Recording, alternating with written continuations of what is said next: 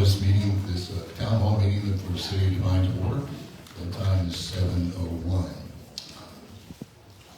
Also, I have a prepared statement, but I just want to say that I think it is absolutely fantastic to see this amount of people interested in our community. And I mean that with all sincerity. And I'm glad you're here to hear what we hear. Okay? So, I know that the news of a large data center possibly coming just outside our city limits has stirred a lot of conversation, and for good reasons. This is a big development, and it touches on what matters most to all of us: the future of our community, our infrastructure, and our quality of life. Barely a month ago, our city administrator, David Jordan, and I met with representatives from the data center company that you'll meet this evening for the first time, barely a month ago. Since then, our city staff has been gathering information, asking questions, and carefully reviewing what this project can mean for the city of Devine. I want to be clear, absolutely no decisions have been made yet. No backroom deals, nothing. Absolutely nothing has been done yet. Okay. While it appears this data center is coming to the area, whether we annex or not, we still have a say in how and under what conditions we might provide city services such as water and sewer. Let me reiterate, the city of Devine cannot, capital letters, prevent this data center from coming to this private property, even if it wanted to. The only thing the city of Devine has control over is yes or no on annexation and city utilities. And that is it. This is a massive project, roughly a $28 billion investment, tied to 800 megawatts of power and potentially 400 high-paying skilled jobs over time. Those numbers are exciting. Excuse me. Please let me finish. Everybody will have their time. I will repeat. This is a massive project, roughly a $28 billion investment in this community, tied to 800 megawatts of power and potentially 400 high-paying skilled jobs over time. Those numbers are exciting, but big opportunities come with big responsibilities. We must understand what's being asked of our city, what the long-term impact might be, and how this lines up with our infrastructure capacity, our growth goals, and our residents' values. Our commitment to you is transparency, as evidenced here tonight. You guys are here very, very early in the process. Like I said, it was barely a month ago that we on this end heard about this. Right? So we want to share what we know so far, and just as importantly, to hear from you. I'm only asking everyone to please keep comments or questions to 3 minutes. That is our standard. That is nothing new. We didn't create that for this evening. That is our standard. If time permits, we will field additional questions, so you may be able to speak again if you have more questions. Okay? However, we are required by our ordinances to end our meeting no later than 10 p.m. We don't have all the answers yet. In fact, we have quite a few of our own questions that we're still waiting to have answered by the company and our regional partners. So let's use this time to exchange information constructively.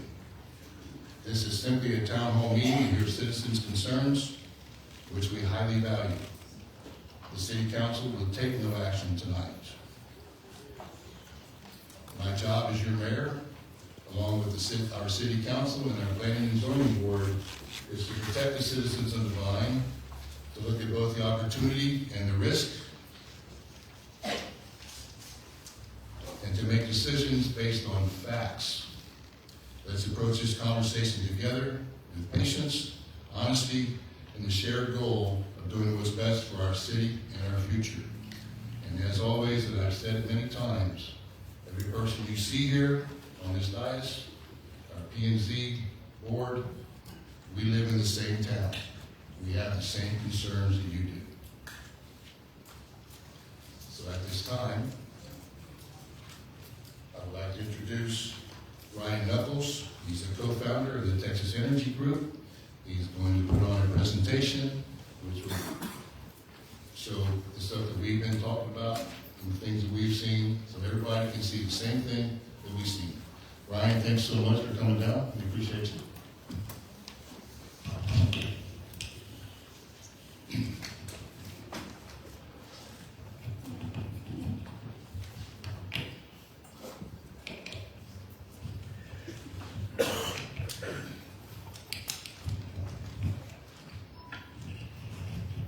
Mic check. Hello.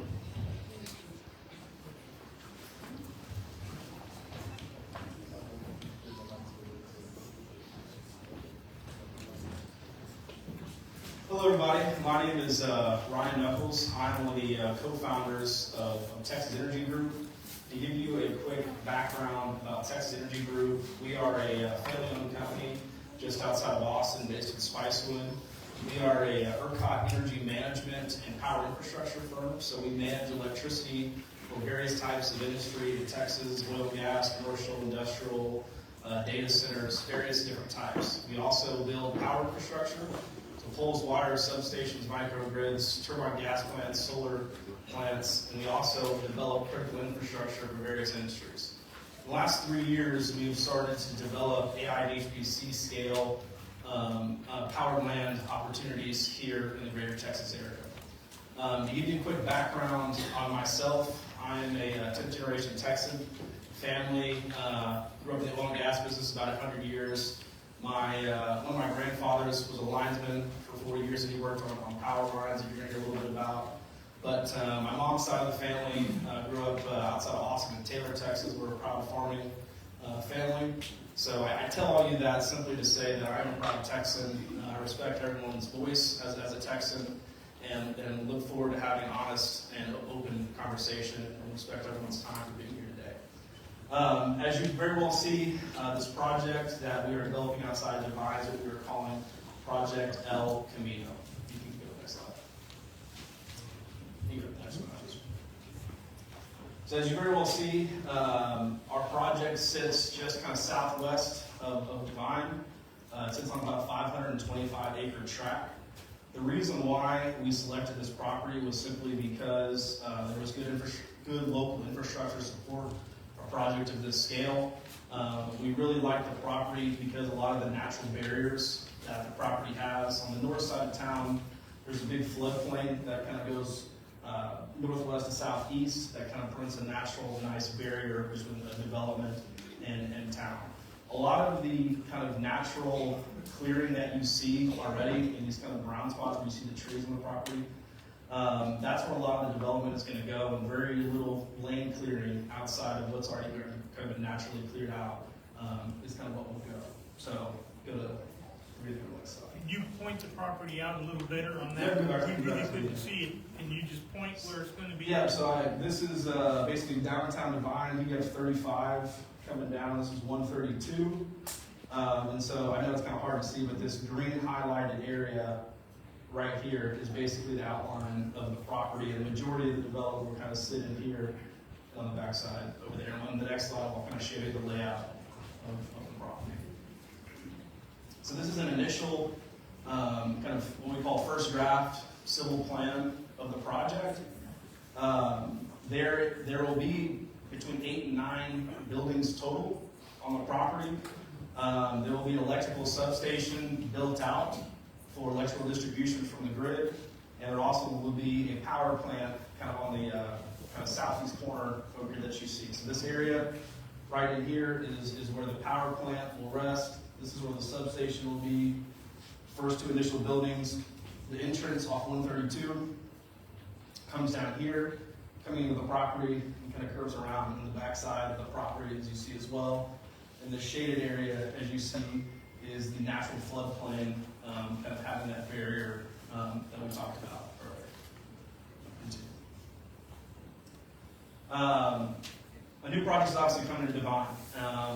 Like we said earlier, we are happy to stay after this presentation, answer as many questions as you can. As proud Texans and taxpayers, you have every right to ask the hard questions, and we are here to answer them. So appreciate everyone being respectful this time. Let me get through the presentation. A lot of, I think, the questions or concerns you have will be addressed. Maybe there'll be some new ones. We're happy to talk about it.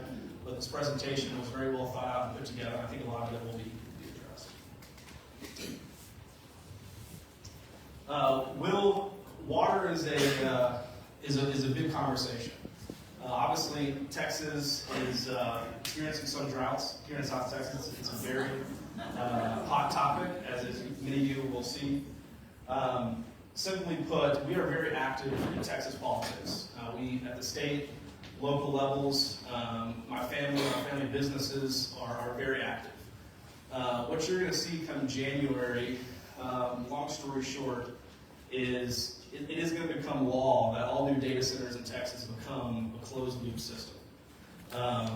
Closed-loop systems are basically less water-intensive than traditional air-cooled systems. So, in a very simple way to think about it,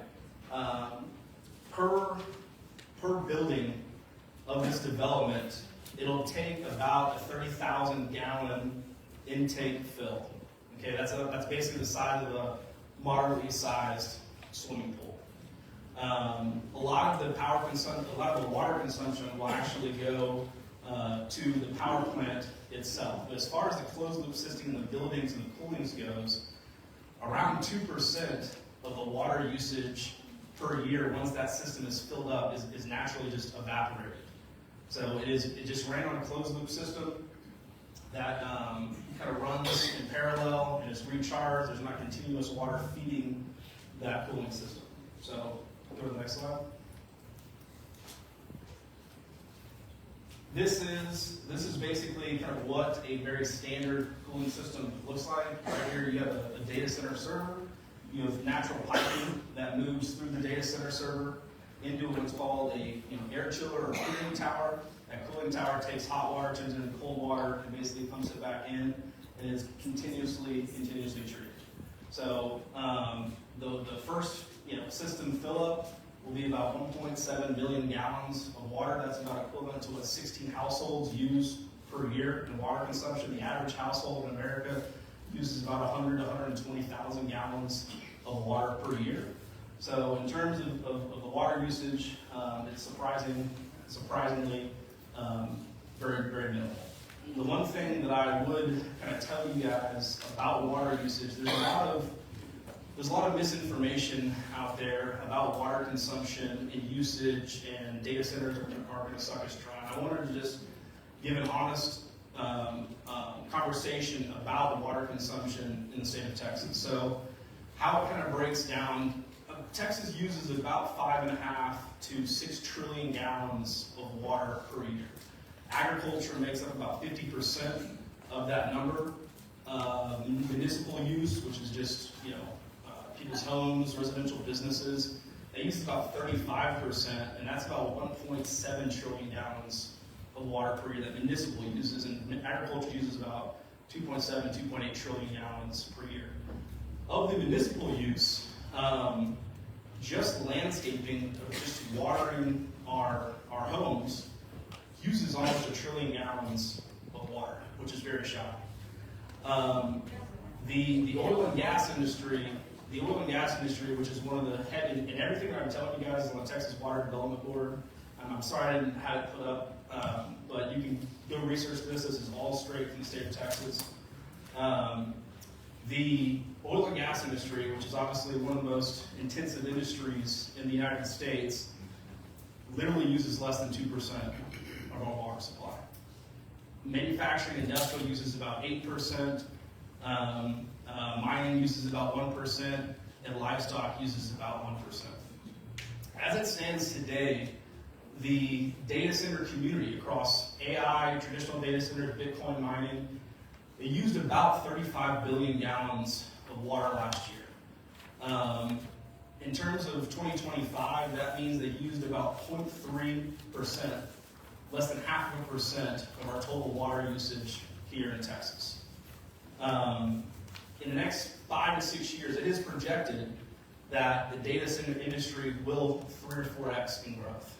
So taking that 0.3% number the total data center industry in that 5 to 6 year span will still use less than 1% of water. And by developing efficiently and using closed loop systems, it will massively help data centers be more water efficient, and new cooling methods are always evolving. I look at, coming from the oil and gas family, I look at the data center industry very similar to the way that I looked at the shale oil and gas revolution in the early 2000s when it started to break out. Everyone was first up in arms about hydraulic fracturing, how much water it's going to use.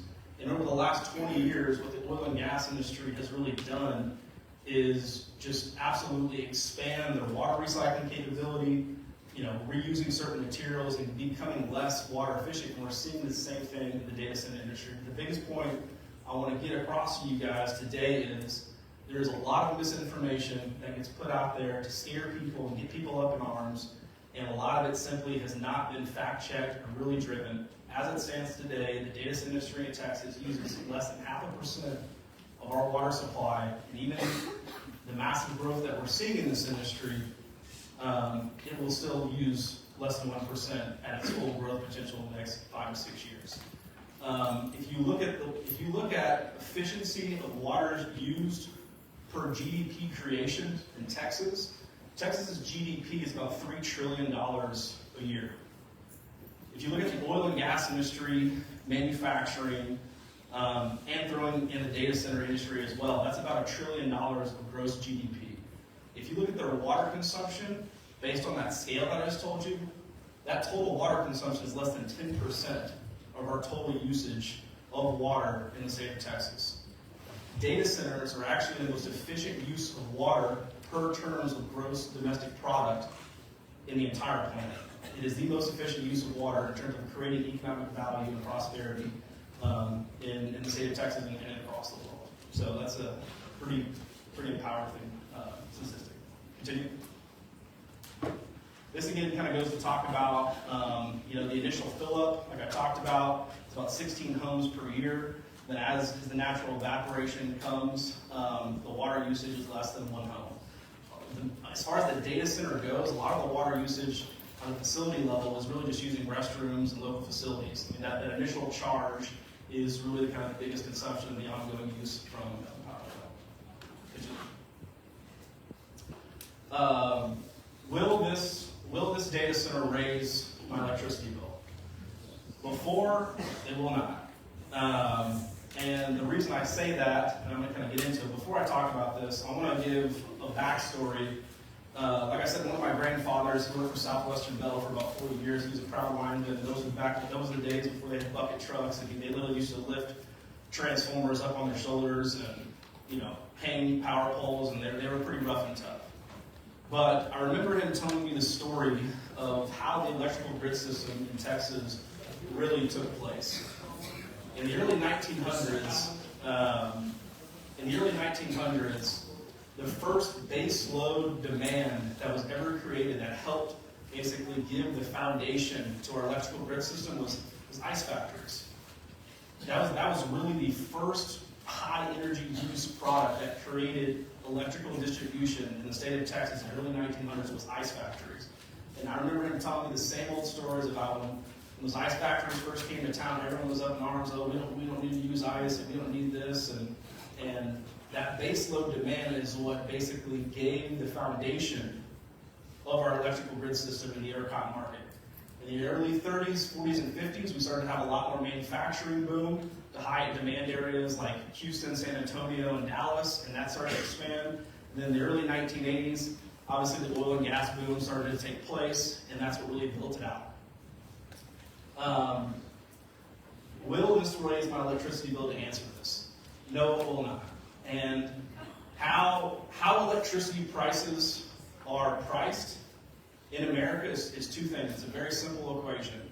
It's natural gas price, because the majority of our electricity in America is generated by natural gas.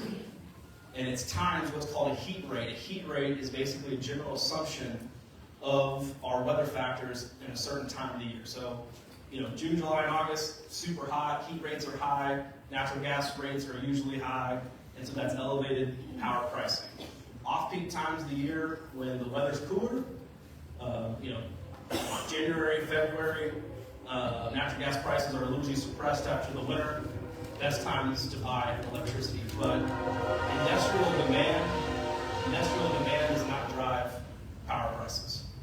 A lot of the electricity generated and used on this project is a behind-the-meter solution. There will be a grid tie-in, so basically we're going to be paying for new transmission upgrades on the property. So we're going to have our own point of interconnection, which is a high voltage transmission system. All of the power that is basically distributed in the city of Devine comes off this substation right here down the road, and we're not tying into that whatsoever. So no one's electricity supply or price will increase. We're not touching that substation. We're creating our own substation, our own power line system, high voltage point of interconnection. But your electricity prices will not increase. Also, like I said, there'll be a lot of on-site power generation. So in times of peak demand, if we have another winter-time hurry, in January, it will eventually become law that all data centers have to participate in a demand response program, which demand response is a ERCOT program that calls for industrial users to curtail power during times of peak demand. That all data centers have to be a part of the demand response program to curtail energy usage during times of peak demand. So this data center actually could have the potential to give power back to the grid, the curtailment and our power plant during times of peak demand. So your electricity rates will not be affected. Industrial use does not affect power prices. That is natural gas times a heat rate. What I can say, going back to the story I told you earlier about the ice factories and those being the first reliable baseload consumption in Texas that helped incentivize the modern grid system in Texas, data centers are doing the exact same thing right now. All these data centers are paying 100% of the upgrade cost for all this new infrastructures and points of interconnection that everyone gets to benefit from line upgrades and more reliable power. Right now in America, there's about 160 gigawatts of new power plants scheduled to come online in America over the course of the next 5 to 6 years. 60% of that number, all those new power plants are coming in Texas strictly because of the data center boom here in Texas. That's more tax money, that's more jobs, and that's more reliable power for the state of Texas simply because of this data center industry. Again, this is kind of what I was just kind of talking about. Your home operates off the distribution system, right here off this substation down the road. We are not touching that or interconnecting it by any way. We will have our own dedicated transmission and grid line. And like I said earlier, the natural gas plant will be self-generated for a large portion of the power. Talking about real jobs, wages, in terms of the total footprint of development jobs, I mean, you're talking 250 to 500 jobs of blue-collar, hard-working people. This data center will employ local technicians, plumbers, HVAC, electricians. We're always proud to work with local communities. We believe that local communities should be supported economically. That is a big thing. Usually, in terms of when the facility is operational, a starting data center technician makes about $80,000 per year and can make upwards of $150,000 to $175,000 per year as a senior technician. At an $80,000 yearly wage, that's about 74% above the Devine median of local income. In terms of construction jobs, it's in the thousands of what this data center will employ. But what's even more supportive outside of the construction jobs and the operational jobs once the data center is active is thinking about the local community and the job creation of restaurants, retail. It's estimated that 2 to 3 more local jobs in retail and trades and services will be created from having a large development like this. Continue. Talking about tax bases and revenues and where money flows and kind of why we want to incorporate it into the city. We want to share the economic benefit with the city of Devine. A large development like this is obviously great for the county, but we wanted to see the local community benefit from it as well. You're talking about a $26-28 billion tax base and asset sitting inside of the city limits that will provide millions of dollars of tax revenue back to the city. Thinking about what you can do from a local school, roads and infrastructure, emergency services, city services, that is a lot of money for a community of the size of Devine to take in and benefit from. And that's something that we all want this community to benefit from generations to come. This is basically talking about sound output. I know sound output is a big thought and concern. There's two parts to this.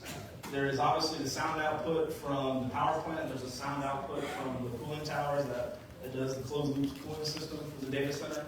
I'll start with the cooling tower because it's closest to me.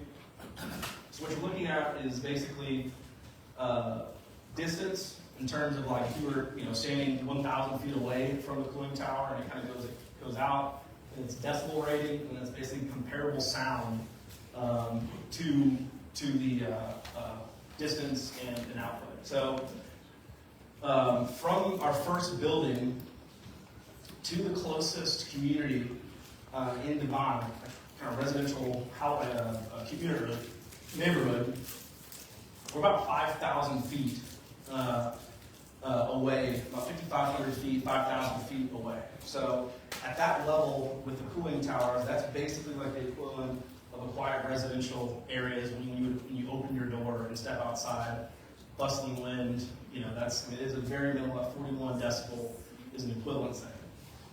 At the power plant level, it's nearly identical. At 5,000 feet away, that's equivalent to a light rainfall. Majority of the town is over 6,000 feet, and that's equivalent to a whisper. So we feel like that this property is secluded and back away from the city. It has a lot of natural barriers. Sound dissipates over trees. And so we really like this location simply because we felt like it was secluded enough and isolated from the community where it would naturally kind of fit in to the local. Continue.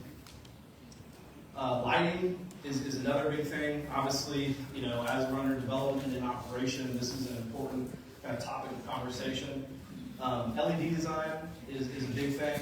So fully shielded LED lights, downward-facing LED fixtures, and warm color temperatures. You don't have these bright luminescent fluorescent lights that light up the night sky and provide light pollution. Smart lighting, motion sensors around the facility, so you don't just have 24/7 shining down lights. Dimming control systems and non-essential lighting reduced basically at night. So when the facility is operational, there would be minimal lights around the exterior of the facility just for security purposes, but a lot of them would be smart controlled and motion sensor controlled.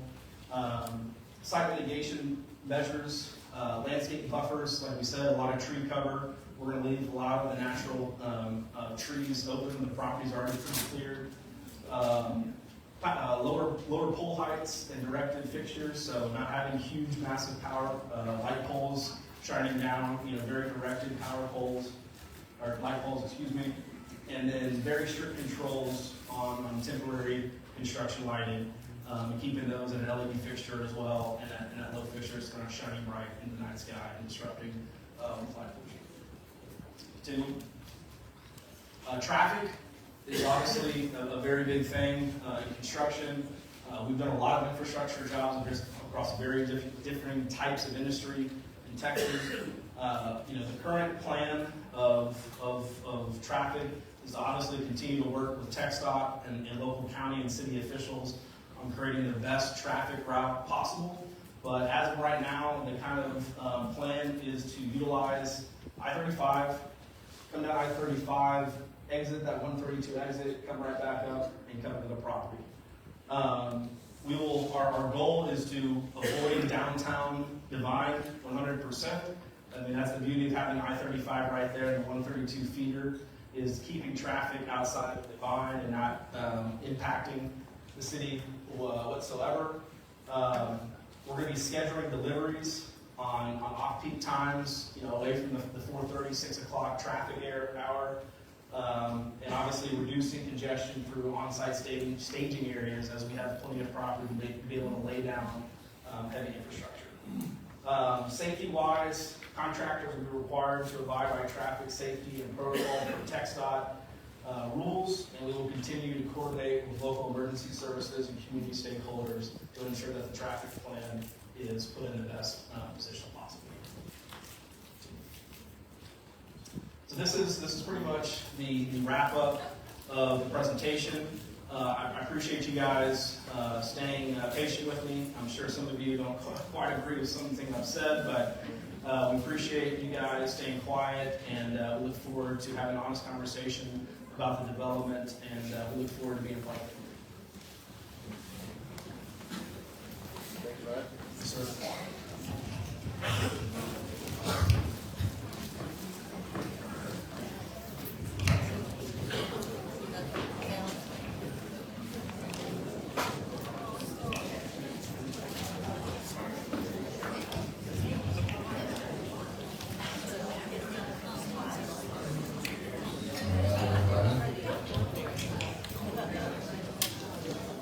Okay. Without any further ado, I appreciate that presentation. A lot of that we've seen ahead of time, obviously, which is why it's so interesting, and that's why we're looking into all this. Okay. So at this time, we have about 48 people here who are signed up to speak, which I think is great. Okay. And once again, to start off, please have whatever you need to ask ready. All right, you'll have 3 minutes each time. All right, and Stephanie over here will let you know when you got a minute to go. And I really hate to do that, but we really want to share everyone's concern. We want to hear everyone's concern, and so this way we can get to as many people as possible. Okay? Is this a questions and answer, or is this you just talk? Okay, hang on just a second. That's a great question. Okay, you can speak. Okay, each person will be called to the podium. Okay, you can speak. You can ask questions. You can say whatever you like. All right, as long as it's civil, constructive, and on the topic, and also polite, preferably. Okay, there's no reason to do anything else here this evening. Okay, so at this time, we're going to go in order. I believe this is going well. Okay, we'll start in order of sign-up, please. Okay, number one, T.J. Richardson. Okay, when you come to the podium, please state your name. We need to have that for the record. For our minutes, state your name and your address, please. Well, first, my name is T.J. Richardson, and on behalf of all the people here, I want to say thank you for putting this town hall together. Thank you for the people who came to represent the company and giving us these answers. Qualify myself, I live, the address is 419 Private Road 7614. That is a new development. I am exactly 2.5 miles by line of sight from this project. So I will have some input or from lights and noise and so forth. He's described a lot of these things that I'm going to cover. This is basically what I'm asking of those who are going to represent us. He represents the company, y'all represent us. It doesn't matter whether it's going to be y'all or the county or whoever's going to do this. We are not naive enough to think that anything we say here is going to stop this project. But we do need to have some guardrails. First of all, I've lived here for 30 years. I lived, like I said, just 2.5 miles south. 3 years ago, we had to drop a well because we didn't have access to utilities. At the time that we drilled that well in 2023, our well level was 160 feet below the ground, our water level. In 3 years, that has dropped 53 feet. That has created a lot of problem, and we're not the only ones, of course, in that area. We're part of the Carrizo Aquifer, which some of this water may be taken from. But water is not our only concern, and he's, thank you, Mr. Knuckles, for addressing a lot of this. That's not our own concern. What about air pollution and emissions? What can we expect, including but not limited to generators? He's already spoken that we're going to have some type of generator system there, and it's probably going to be natural gas. Am I correct? Yes, sir. Okay. On-site diesel and natural gas generators for backup, they emit nitrogen oxides, particulate matter, sulfur dioxides, and other pollutants. Probably nothing different than anybody else who has a gas generator system. He's addressed this also. What light pollution can we expect from security lighting, building, and parking lots? What are the negative land use issues we can expect, including but not limited to habitat disruption and visual aesthetic changes? You've already said it's going to be kind of back a little ways. None of us want anything that's butt ugly put in the community. So we're hoping that's going to be addressed. How much solid or liquid waste will be generated, and the potential water soil quality issues that will come from wastewater or stormwater. Runoff is going to be an issue. I'm sorry, 1 minute. What public health and quality of life effects, such as chronic noise or low frequency or infrasound, are going to be emitted? What is the indirect or economic community strains on traffic, electrical, water demands, and public services such as fire response? And then what are the broader environmental footprints, the climate and biodiversity, such as greenhouse gas emissions, high energy use, or high grid demand?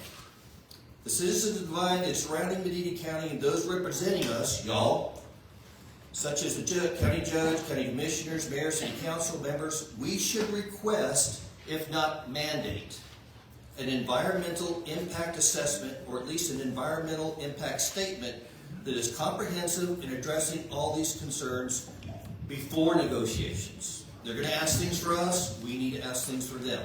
That is time. And we ask that this assessment include all the information outlined in the National Environmental Policy Act. Thank you. Thanks, TJ.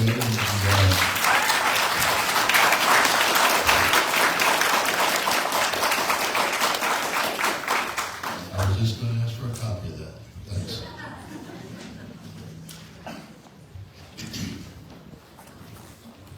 Okay. Next up, we have Jerry Beck.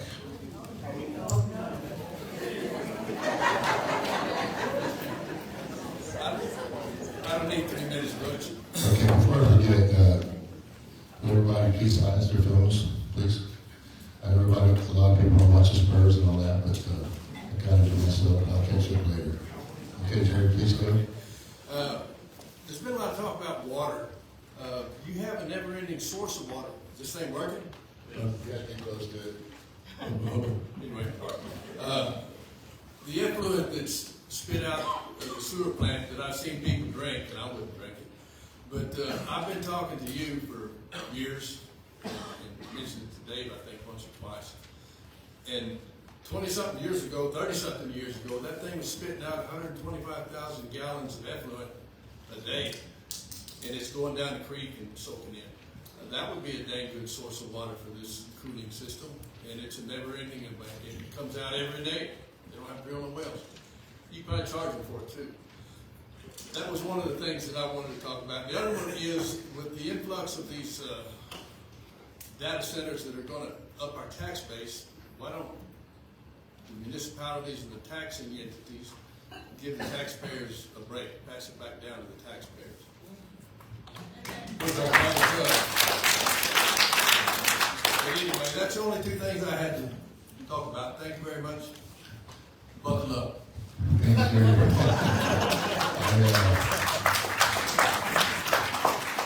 It is one of the things we've also discussed. Like I said before, each and every one of us lives in this town. Okay? All right.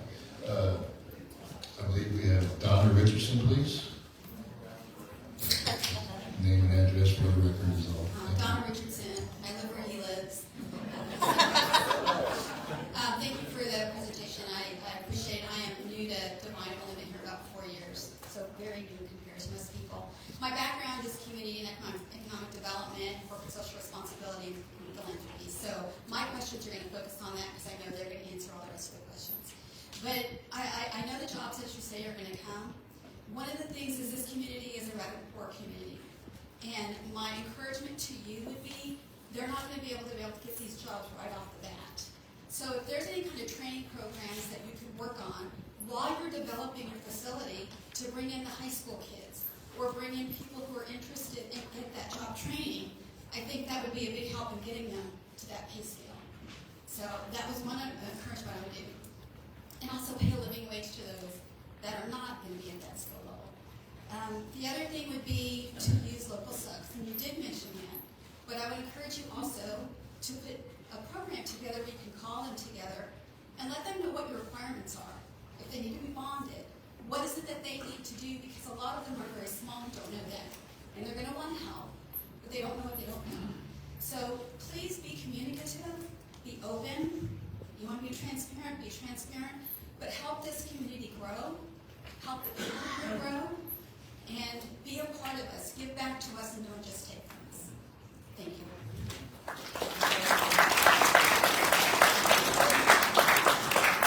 Thanks, Tom. Appreciate it. Next up, I have Kim Jabrowski. Please correct me if I got that wrong. You got it right. All right. Okay. So you got it right. Please try Can to you hear me speak here? more All loud. right. So- Name and address, please. Kim Chabrowski, and 770 South Highway 132. And I have a prepared statement, and I wanted to share that innovation, evolution, and advancements are all part of our world. It's a reality. How it is handled that matters. While everything has trade-offs, there are also boundaries, limits, and responsibilities. While I do not like the idea of a data center so close, I'd like to share publicly available stats on approximately how much each of these companies that are building and exploring building make in profits. Profits are the money that they put in their banks after they've paid all their bills. At the end of 2024, because that's the most available information and indicators are that there's greater growth in 2025, Oracle profited $10.5 billion, Microsoft, 88, Meta, Facebook, which we know as Facebook, $62 billion, Alphabet, which we know as Google, $100 billion, Amazon, we know as AWS by some, $60 billion, SoftBank, $7 billion.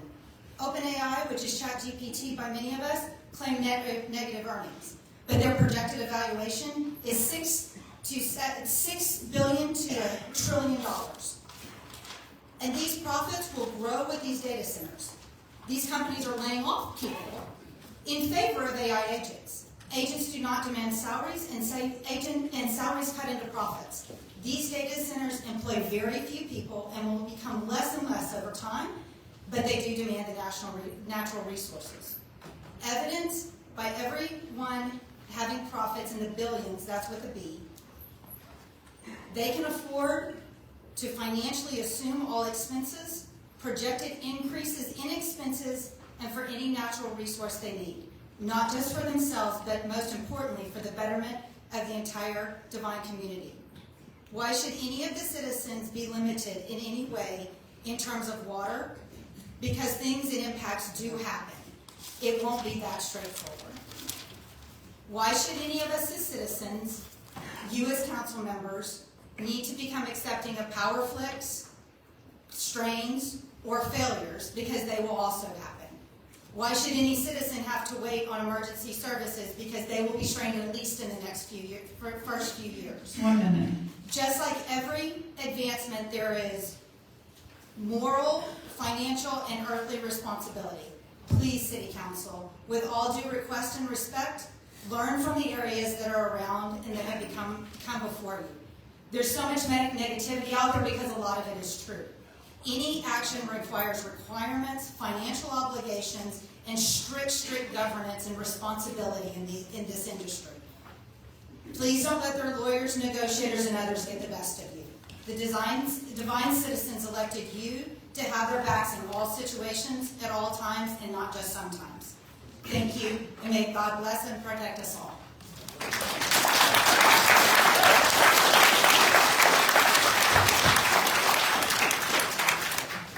Thanks, Kim. That was well said. Next up, Craig Jabrowski. All right. Same address. You still need to say it, please. Oh, sure. Okay. Highway 770 South Highway 132. All right. So I'm gonna go with the technical side because that's what I do for a living. I'm not a fan of this. I'm not opposed to technology, but let's just go with this. I read the articles about the proposed data center. Can y'all hear me okay, or do I need to? Okay. I read there's a potential offer for closed loop. What does that mean? A lot of people don't know I do it for a living. So why are we using water? There's other cooling mediums way more efficient than water. Closed loop system needs some kind of cooling fan that creates noise, more energy, like a radiator. It's going to create noise. The key factor of availability is fresh water. Chemical plants use fresh water. They use alternate cooling mediums as well because water is a valuable resource and there's just not enough of it. The city has been on stage 3 or 4 for the last several years. So what happens when there's no water for the city of Devine Coast? Another fact I hear is supplemental power use of natural gas. How is there natural gas out in rural property? Who owns it? Who maintains it? How big is this line? Is the current line capable of supplying enough cubic feet of flow to operate a generator to produce half the power required? If the flow is not enough, will a compressor station be required to boost the supply? Who pays for that?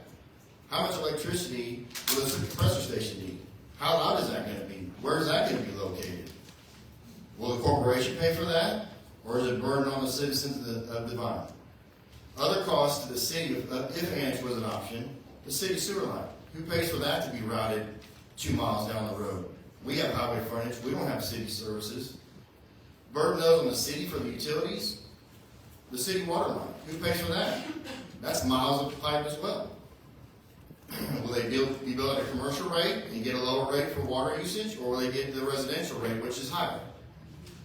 Devine has reported that Live projected the cost just for their water line for the data center. They had $7.5 million for a water line. 1 minute. I'm almost done. Does the city have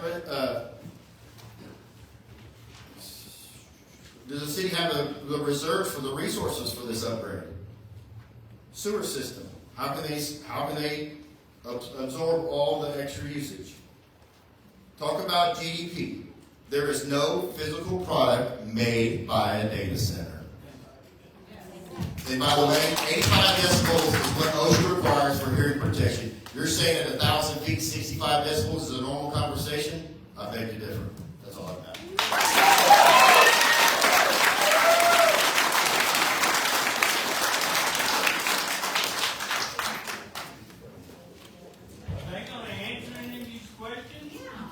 Excuse me, I was just going to suggest that, because we haven't had, there's been like 100 questions in a row, it's not hard to answer. Okay, so I was just going to ask Ryan if there's anything he would like to address on that. He's welcome to do so. But obviously we can't answer 100,000 questions. But I would like a list of what you prepared, sir. Okay. And if I can get answers for it, I surely will, because that's what we're here for. Okay? Thank you. Ryan, would you like to address any of that, sir? I know it was a lot, or anybody, for that matter. Yeah. My name is Chris Miller.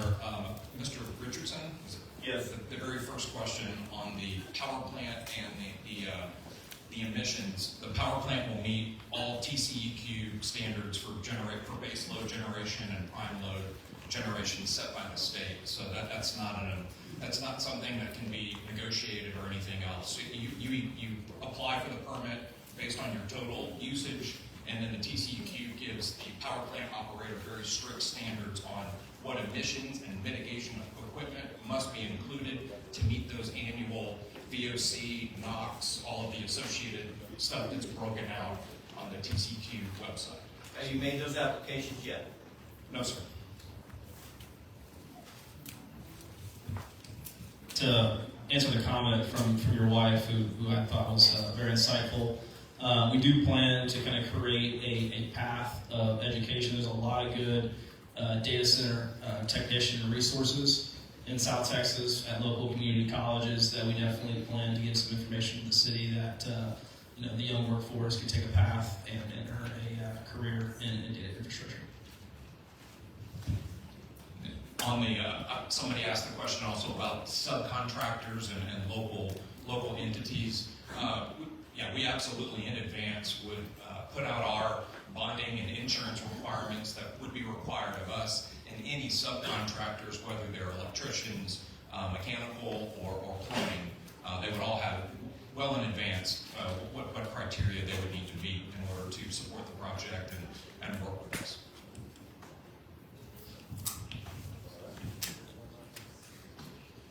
okay, we also have an online question real quick.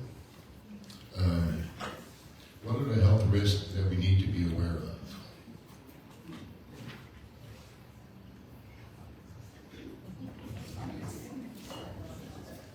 I mean, basically how we've addressed, the biggest health risk would be an on-site worker, making sure that working conditions are safe.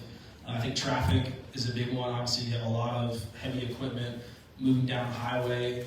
Us working with TechStop and local law enforcement to ensure that the roadways are safe. I think that's the biggest thing to make sure that the public safety is of utmost concern. As far as the data center itself, like I said earlier, there's a lot of misinformation out there. We believe the distance that this facility will be from town mitigates a lot of sound, light effects.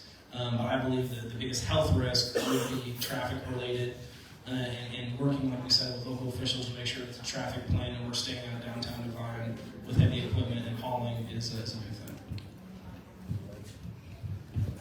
All right. Before we proceed, if I might suggest, for the sake of brevity, perhaps pick a couple of questions where they can actually be answered. And then if you have additional questions, obviously there's a lot of questions that aren't going to be able to be answered this evening, all right? Because we have a lot of questions ourselves. There's a lot of research to be done on our end. There's much more discussion to come. So if you would, pick some of what you consider to be the most important questions and give us the rest. It gives us more to research, more to find out. Okay. Next up, we have Philip. Begins with an F, and he must have gotten here early. So if he's here, please come to the podium. I can't read the rest of the writing. He kind of writes like I do. The address, I believe, is on West Moore. Okay. All right, moving on. Okay, next up we have Heather Yanta. And for the record, name and address, please. Hi, I'm Heather Yanta. We own properties at the airport, and I'm going to be honest, I don't know those addresses. We also have the ranch at 320 County Road 654. I know that one. So, it's not on my...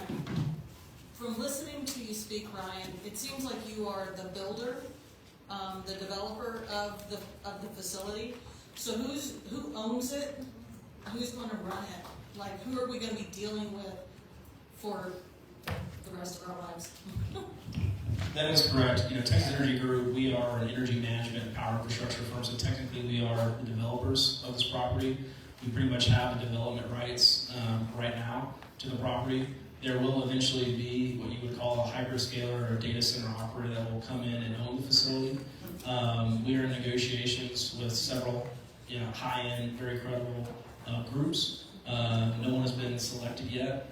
Once that does take place, we will absolutely formally introduce them, and happy to host another town hall meeting, let you guys answer questions or pose questions and introduce them properly. So is that who actually the negotiations are going to be with, as far as what all of the things that have to be negotiated in this, or are you the negotiator of all of this? As the developer of the property, it's basically our job to get the project ready for development, and so Texas Energy Group will be leading a lot of the conversations with city stakeholders and the community. To start. I just think it's interesting that we just heard a wonderful sales pitch from somebody who's trying to sell us on this project, but we're not being presented by any body, any experts, anybody with a contrarian view. We're not being given any kind of balance. This feels like a very one-sided conversation. I just want to say real quick, I love this area. The people here have never failed to hear the need and rise to meet it. I love this place. I hope each and every one of you have come to hear our concerns, to hear our hopes, to answer our questions, and not just try to convince us of what this young salesman very eloquently trying to sell to us. We understand that we cannot tell people who to sell their land to or whether they can build a data center on their land. I don't want that. I don't want to live in a place like that. But Do we have to roll out the red carpet to them? Do we have to make everything so easy? Why the large tax abatements? Why promise them our resources, our utilities? Residents who live here and love this place deserve to have our concerns investigated, their interests protected. I'm curious if any one of you have gone to visit places where there are already data centers functioning. Have you visited with the area? Have you seen the actual repercussions of those people that are having to live amongst data centers? Or are we all just living in this land of PowerPoints on the information that we're getting? And I know y'all probably can't answer a lot of that, but those are my concerns. Are y'all really interested in finding out the negative effects, or are we just believing a salesperson's pitch? Thank you.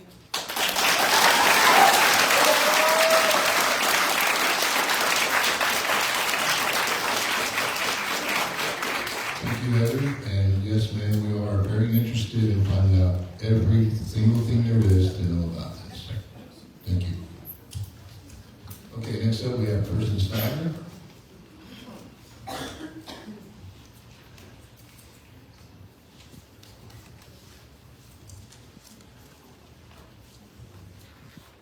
Hello, my name is Kirsten Schneider. I live on County Road 6612 here in Devine.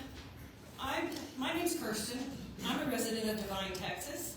My ancestors came to Medina County from Alsace, France in the 1840s.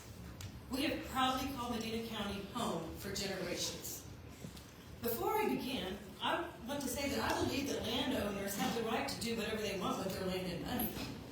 With that being said, I find it disturbing that landowners are no longer the stewards of the land that our ancestors were. I also feel that landowners should consider the rest of our community when making decisions that will affect our resources. Tonight, I'm speaking not only for myself, but for many other citizens who feel ignored, dismissed, and deliberately kept in the dark regarding the proposed 9th data center in our county. For weeks, residents have asked questions and emailed and called our city and county officials. Time after time, we are met with the same response from them. Where are you getting your information? As if our elected leaders are of superior intellect to the rest of us. So where are we getting our information? Elected officials? Our city and county community members are learning from other communities that are already living beside data centers. Communities dealing with increased water concerns, noise, strain on their infrastructure, and unanswered promises. Where are we getting our information? Elected officials? From experienced, boots on the ground, data center operators. For example, a retired chilled water plant and data operator named Charles Mecklenjek has explained to us the dynamics of the cooling systems commonly used by these facilities. He stated that both open-loop and closed-loop systems still rely on towers that are open to the environment, resulting in evaporation and water loss. In addition, he reported that on both open and closed-loop systems, that additional water is drained for blowdown to maintain the connectivity of the water, resulting in impurities that are left behind. 1 minute. Where are we getting our information? Elected officials? Okay, time out. Yes, sir. Okay. Yes, Your Majesty. So, we're not here to be raised by you. We're here to help provide information. Okay. Well, all I'm saying is quit. Anyway, just please refrain from the sarcasm and continue. I'd like to have about 15 extra seconds then. We are continuing to seek experts and factual information. We're discussing the option of bringing Clayton Tucker, a gentleman who is running for Texas Agriculture Commissioner, to Devine for an information session. He's extremely knowledgeable about the way data centers are currently affecting our region. This way, our citizens and leaders can hear directly about the effects data centers are having on rural communities and agricultural reasons. My question is, why are the citizens having to search for answers? Why are you not giving us this information that you're privy to? I have a question for you. city elected officials? Where are you getting your information from? A snake oil salesperson? Time.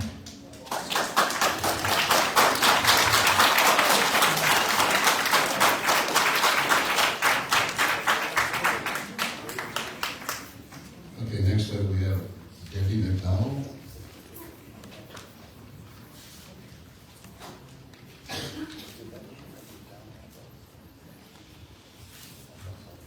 Yeah, please state your name and address for the record. Thank you.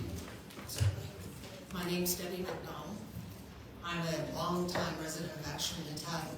We already have one being built in between Devine. Well, year and a half years over here. We're going to have ours in Devine. I've been a long-term resident, and I love Medina County.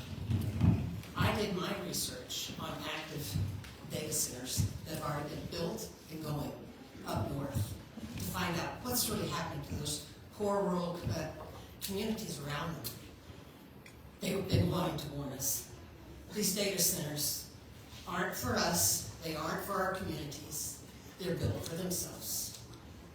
And they gave me some of those things that have been going on for them, damaging with their water, electric, noise, the health, their light pollution.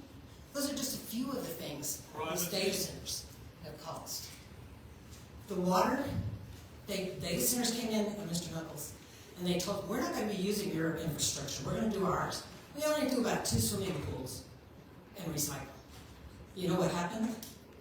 They started losing their water. The pressure was gone. Wells were drying up. Ranchers, cattlemen, farmers could dig wells and hit water 20 feet. That changed to 200 feet. And so they had the water people go in, their water companies came in, what is going on? Well, they found out it was the data centers, using 500 million gallons of water a day. That's a state. A day. Where's this resource that you're pulling from? That is a source from up north with an active data center going on. And what's your source, sir? I want to talk. I have 3 minutes. That's all I have. So the other thing is the electric. You asked a question. He's trying to answer. No, I'm sorry. No, he was asking me a question. He didn't answer. And so anyway, on the electric, they told me they weren't going to be using our electric grid. They did. Now the people in that rural area have to do 75% more on their electrical costs. So yes, it does end up affecting. You come in and say you won't use, but then they do. You don't even say you know the owners of this place. How can you even say they're going to do 400 employees when you don't even know who's going to own it? Most data centers up there do 25 to most 150, depending on the size of the data centers. We can do it, people. Other counties have done it. Hill County just banned these data centers from coming in. We can do it. If we band together, get our committees together, we can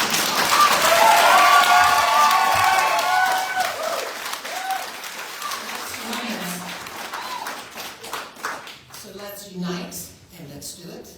Let's push these data centers out of Medina County because they're wanting 9. We're a county that's in extreme drought. We're under restrictions of water. Data centers won't be. We'll be without water. You're running our farmers off their land. We won't have the food. So we're going to be buying our food, our water from where? Tell us that. So, band together. We can do it. Thank you.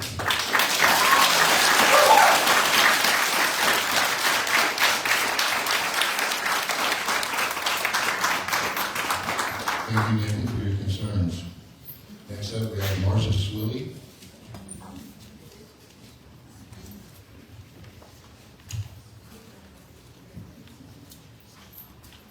Good evening. My name is Marcia Swilly. I live at closer. I'm sorry. My name is Marcia Swilly. I live at 5019 and 1343. And I have 2 questions. My first question is, will your facility receive priority restoration after outages over residential users?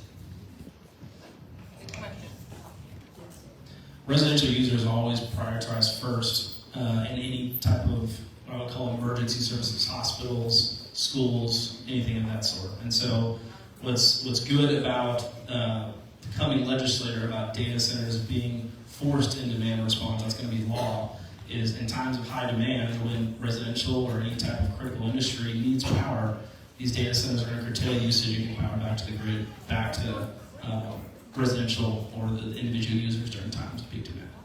Okay, thank you for clarification. My second question. What chemicals are used in the cooling systems? Anti-scaling agents, biocides, anything of that nature, and what are their names?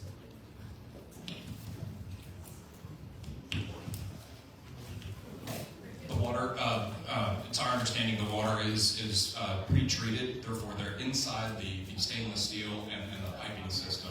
There are no chemicals. What exactly does pre-treatment mean?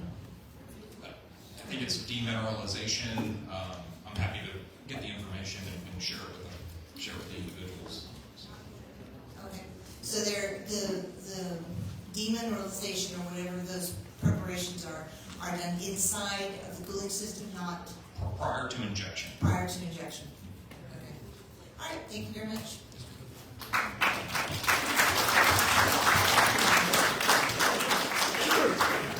Thank you, Marcia. Next up, Kathy Camerer. I hope I said it right. If not, please correct me. All right. Close enough, thank you. Okay, I want to know, are there going to be lithium batteries? Are we going to have a storage spot for that? And if we do, who's going to pay for the additional training, equipment, and staffing for our fire department to take care of those? Should we have a fire, industrial or otherwise? And that's my only question. Who is responsible for paying for the upgrades that will be required to take care of the equipment at your site?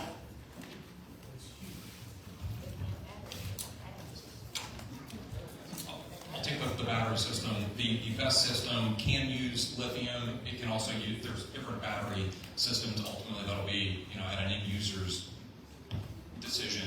As far as civil services, that's all part of the discussions. We've seen the types of customers that we're dealing with. They subscribe to, again, working with local civil services and city services on any increased capacity or security or fire protection. We depend a lot on our volunteer firemen. So Yes, ma'am. we don't have a lot of equipment. To that point, that brings up, before you leave, in all major projects, data center projects that we've developed, all the hyperscalers have always donated significant amounts of money and resources to the local fire department to make sure that they do have the resources and training to deal with any type of industrial fire, including battery storage systems.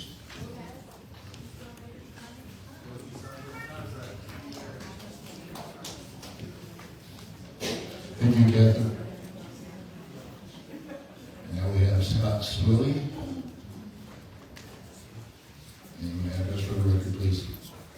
I'm Scott Swilly. I live at 1343. Sorry.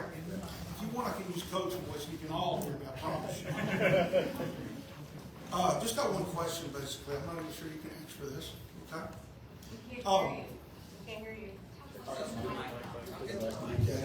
Can't hear you. There you are. All right. Because we're concerned about water and power usage. Well, the water and power usage to be publicly reported quarterly and independently audited to ensure transparency. And basically, it's are we going to know how much they're using all the time?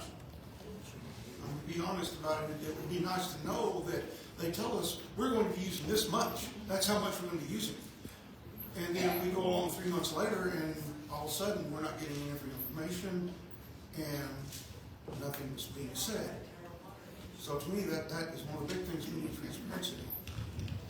Very good question. As far as the water usage, if we annex into the city and have obviously city utilities, there will be a meter. The local water authority, should be more than happy to say, yeah, they've been following on track and not over-usaging. As far as power, power meters are a private infrastructure resource, not necessarily readily shared, but I can tell you that in terms of the max usage of the 800 megawatts, 400 gas, 400 grid, it would be pretty hard to exceed that simply because there's only so much bandwidth the local transmission utility is willing to give. And that's basically the stipulated capacity at this time. That's what I was asking. It was just, those are two big areas that we're concerned with right now. Thank you. I'll just expand on the utility side. There's a mechanical cap, like there's a physical limitation. If you exceed your interconnect draw, the system trips offline. So that's how the utility regulates anybody on overreach. Okay.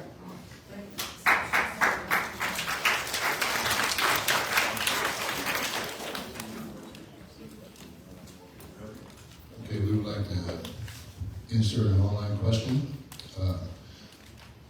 What are the lifespans of data centers, and will the land still be viable after operations have concluded?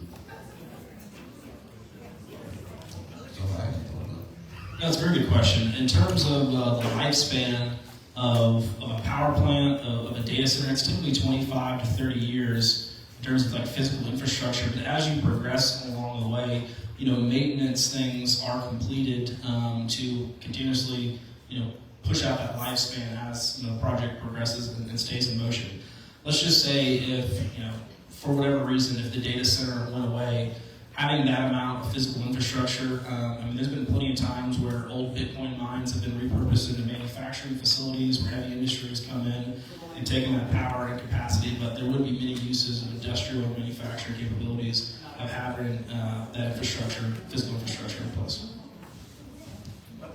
And I'll just expand on the structure or building itself. I think we've all seen with this, what goes on inside the building from a GPU or application, computational application, that's going to evolve with the speed of technology. But all of the hyperscalers are trying to maximize, obviously, investment. So the idea is that building and structure is built for many decades, but the end application, they leave themselves flexibility on the inside.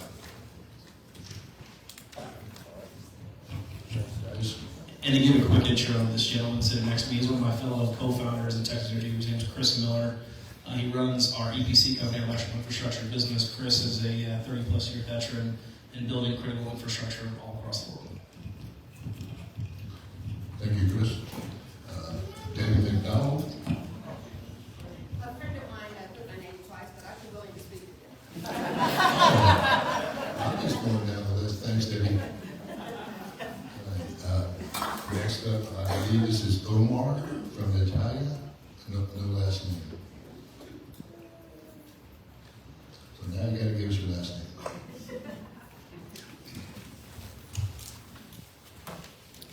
Hello. Omar from Natalia. First of all, I want to say congrats to Devine. Oh, sorry.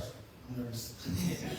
Natalia, it's 269-6848, Town Hall. Your last name. Oh, Omar Lopez. Thanks. First of all, I want to say, great turnout, guys. It's awesome to see. Good evening, council members. My name is Omar Lopez. I am a Medina County resident. I understand this meeting is not specifically about Project Cinco, but Project Cinco is the clearest example residents have to a larger concern. Major industrial scale project moving forward in our area before the public has access to independent studies on water, traffic, emergency response, infrastructure, and long-term community impact. Through formal public information requests, Medina County confirmed in writing that it did not possess water use estimates, aquifer impact studies, emergency service reviews, or public safety impact studies related to Project Cinco before approvals move forward. Around this time, the Edwards Aquifer Authority also confirmed it did not receive hydrogeologic or water use documentation for that project. That timeline matters because it shows residents were asked to trust the project before key impacts were independently studied or made public. As more data center projects are discussed in our area, residents may hear key terms like closed-loop cooling, traffic, vegetation, and low-impact operations or economic development. Those claims are not substitutes for independent public review studies or infrastructure evaluations. Residents deserve to know whether these projects have been evaluated for long-term water demand, emergency response capacity, traffic strain, power infrastructure, industrial noise, property value impacts, and cumulative effects on surrounding communities. Many residents are already dealing with water restrictions, pressure concerns, power outages, road strain, and infrastructure issues. These concerns should not be addressed after the fact when construction is already under the way and decisions are harder to reverse.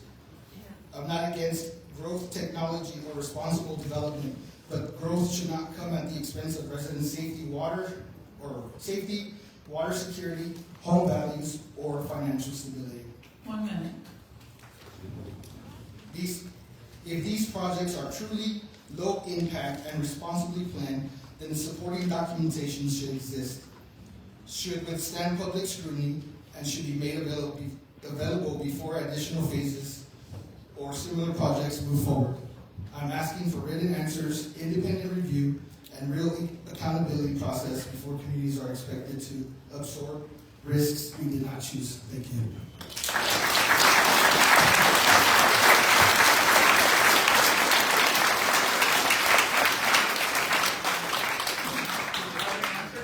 Thank you, Omar. Do we have any answers to those? I didn't hear a whole lot of questions. To answer just a general comment of asking, contributing information back. Our phase 1 environmental study is nearly complete on the property via geotechs out there last week or this week. Happy to share that. I mean, the initial environmental report and the impact is incredibly low. Soil composition of returning any type of water runoff, we're in the process of it, and we're happy to share it once it's done. But this is still very early stages, and everything is still in motion, but we're happy to be transparent and share information as it progresses. It's in motion. Let's move on, please. Let's move on. It's third party. Okay. Next up, I'm afraid I can't read your writing again. It's Flora G. something. There's only one Flora. Thank you. Flora.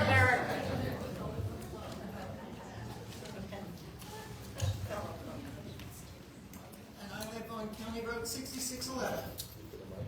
One question. No, sit there, because you're recording things. This one's about to die. Okay. How about now? That one? Oh, there you go. Now I can't remember. Have you conducted a hydrogeologic impact study, and if so, is it publicly available? As Ryan just stated, it's in commission. It's been commissioned. We do not have the results right now.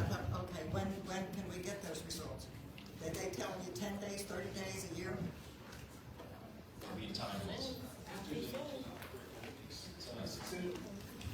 As soon as the environmental and the water studies have been done, we're happy to share with the community.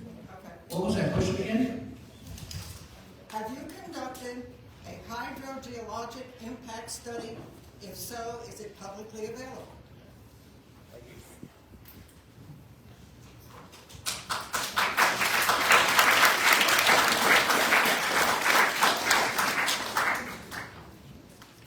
All right. Devine Champagne, I believe.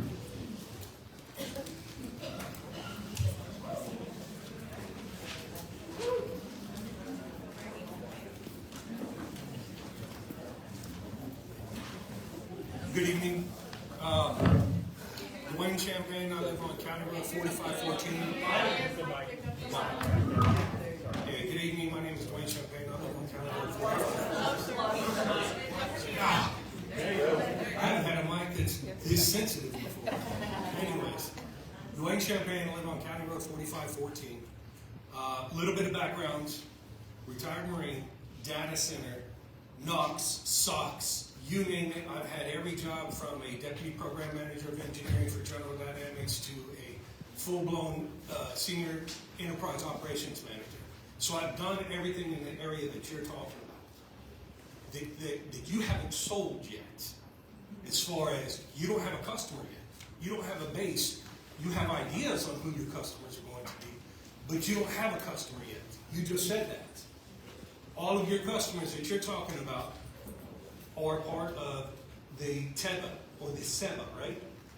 As far as the Texas Energy Bureau, Texas Energy Buyers Alliance, and all that other stuff that builds all the data centers, you guys are probably a sub of those individuals.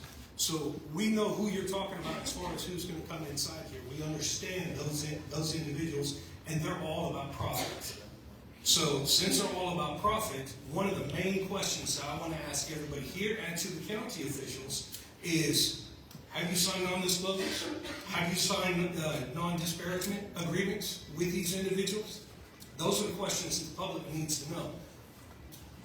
We haven't signed anything. Okay, good. Okay, yeah, absolutely nothing. Because I know I've been in the realm of looking at all this stuff since Howard Solson said that they're going to go across my property. And that's where your power is coming from. So everybody who's doing all kinds of shady backdoor deals when it comes to the power, the water, the building data centers across the United States, here in Texas, 10 of them here that are supposed to be inside the county. We don't want that. Nobody wants that. Just like some of these individuals nobody here wants a data center in their backyard. But yet again, our officials, the ones that are supposed to represent us, are advocating for it. Whether you are or not, you're here. You have these individuals who haven't even signed up for a person or a entity to build their area. 1 minute. So it's one of those. The main question, because everybody else has pretty much asked all the stuff that I wanted to ask, is, no kidding, non-disclosures, non-disparagement, so you can't talk bad about these companies that are out there. Everything that they're saying is factual. You walk around a lot of the stuff because you're all the salesmen. We get it. We understand it. But nobody here wants this. Nobody here wants a data center. Thank you.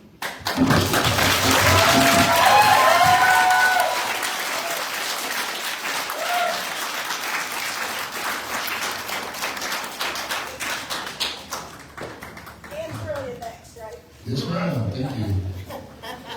And Terillion. And Terillion. Terillion? Terillion. Count a million, wish I had that. 15794 FM 471 South. Thank you. My property's the one at the curve that's got the pipeline, the new WTG pipeline that's going to supply the natural gas, I'm sure, for some of the data centers here. My question for you guys is more strategic, and at the risk of being stoned by the crowd, I'm aware, as you are, that there is nothing in the law that allows you to prevent the data centers from coming, whether we want it or not. Landowners are allowed to sell their land, companies are allowed to buy their land. And so from a strategic perspective, they talked about the 9 or 10 data centers that are already in Medina County. Are y'all aware of other data centers currently looking? Okay. So from a strategic perspective, on 1343 and the railroad track, Microsoft has already bought 525 acres. You can guess what's going to be going in there. I know this is the instance that y'all are working on tonight, but I'm hoping and encouraging y'all to look strategically at what sauce for the goose, sauce for the gander, that as you figure out whether you're going to annex these guys, how we're going to supply resources to them and infrastructure, that you look at, this is not the last one. Because and it's already on the Devine Town CAD, that Microsoft owns that 525 acres at 1343 in the railroad tracks. Have you got an insight to the strategic approach that y'all are going to take? Oh, no, whatsoever. Nothing whatsoever. And as far as 1343, I think I read about it in the newspaper. But like I'm saying, I wish everybody would listen again. This barely started for us a month ago. Okay, we have a lot of the same questions that I've heard tonight. Okay, we are not advocating for anything. Okay, regardless of how you feel or how you think. I know how I think, and I know that we as a panel are trying to keep open eyes and open ears. And that's basically it. That's why we're here tonight. Okay? Thank you so much.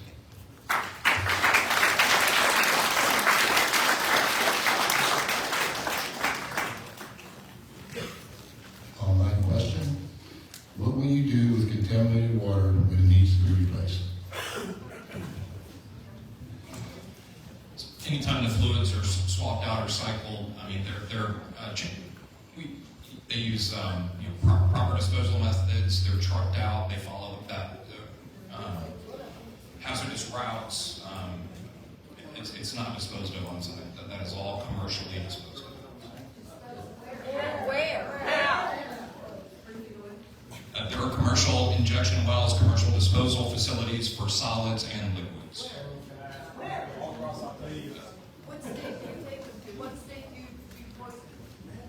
Okay, let's let him answer. Okay, the main question was, where are these facilities? Please? There are solids and saltwater disposal wells all across the Eagle Ford Shale. Okay. That was just a question. That was just a question being asked. It's really purified water. There's no plans for any type of immersion system that uses dielectric fluid, which is a different situation. It's purified water.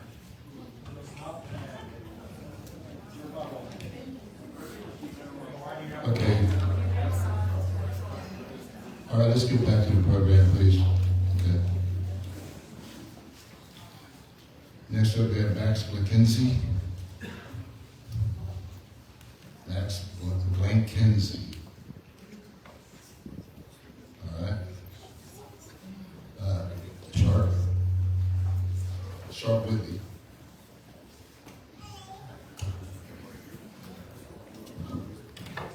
Sharp Whitney, 3181 County Road 7711. So my first question is, even if the city doesn't annex the site, are y'all going to build it?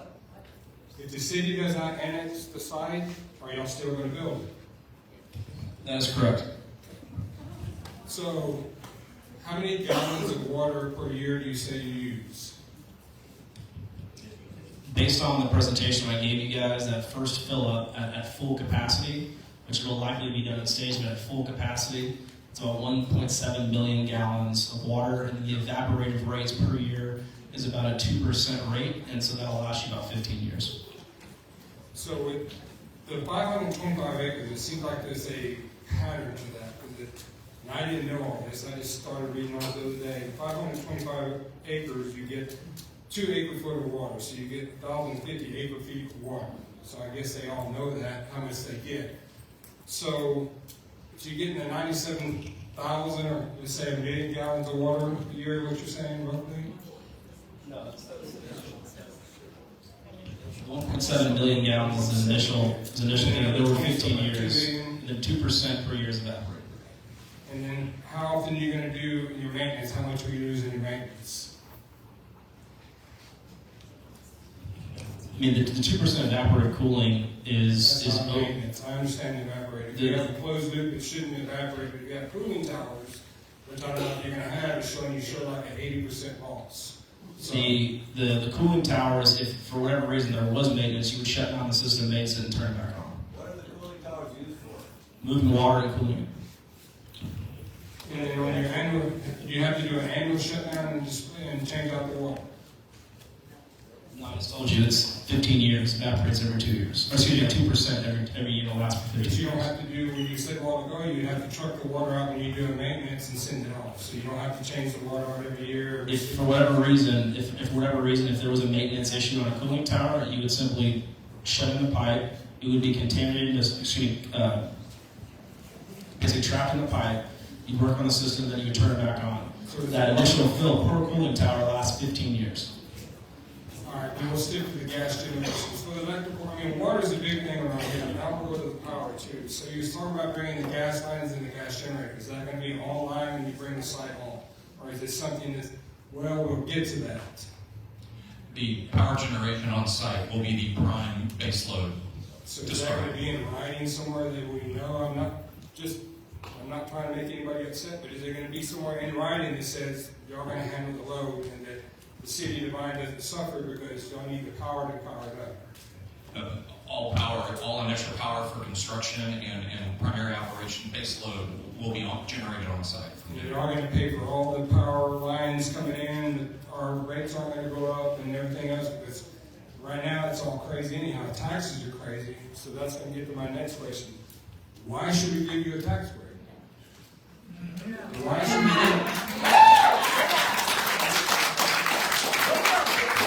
As far as the power lines, I mean, I answered that in the presentation where we're paying for all infrastructure. Bringing this amount of economic value to a city and job creation and tax base that you're going to use to operate the city, that is an immense opportunity, and usually there's a little bit of a give and take type situation where tax havens are willing to be replicated to bring an economic value to you. I understand. Let the man speak or we will discontinue. I understand, everybody's here, you're here to make money. I understand. When you hear statements earlier where like $66 billion or billions of dollars made, but you want to take a tax credit from a small podunk community, that's what people come in here and look at. It's like a bunch of rednecks. We don't know better. You can't just come in here and say, yeah, we need a tax break for 10 years. You might only be here for 10 years, even though you stay here for 25 years. So you'll get your tax break and then haul it. And then we're sitting here on the back. It's time.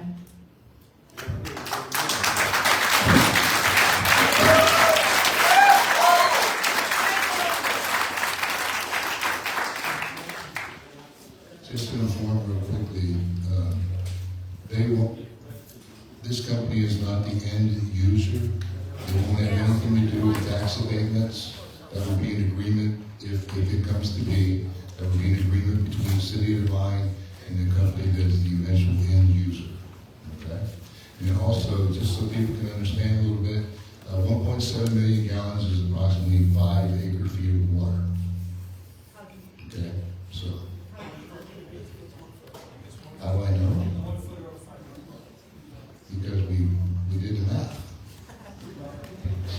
Anyway, I'm just trying to put it in perspective for you. So the city of Devine last year used approximately 940 acre-feet of water, right? And then also, just for informational purposes, the water rights that come with that property, if the city were to annex, would be transferred to the city of Devine. Okay? So that's just a fact. Anyway, moving on. Sabrina Kampa.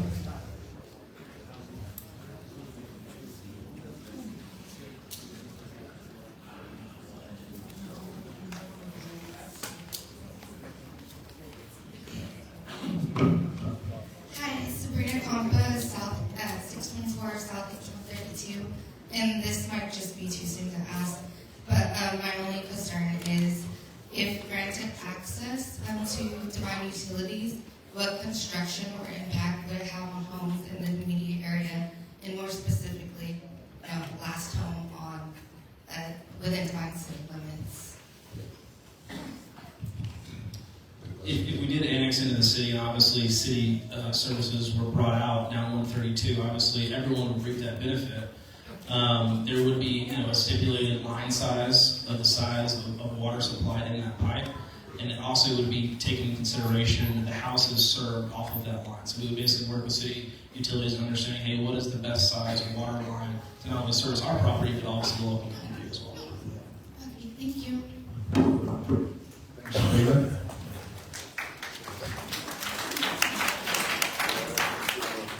Okay, Brian Crosby, please.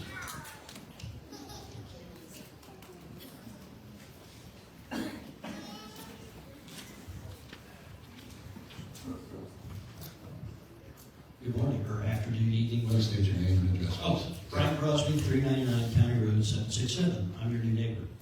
Y'all are on my east fence line. So, I have a couple questions. Also, I'm on the airport board, so I have some airport considerations too. Your presentation actually answers most of my engineering questions. Can y'all make that available? Can you post it on a website or something so we can get that? Yes, sir. My big concerns are sound level, light levels, emissions, and runoff control, since obviously if it runs off, it's coming to me. If you can post that information, I'd appreciate it.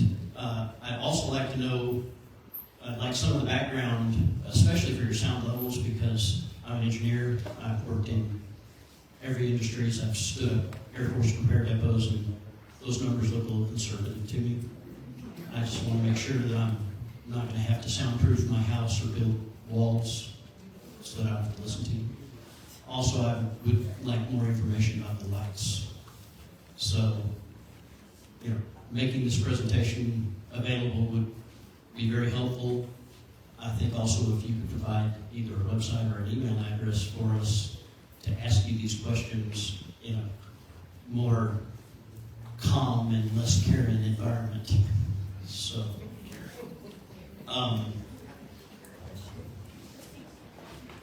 let's see.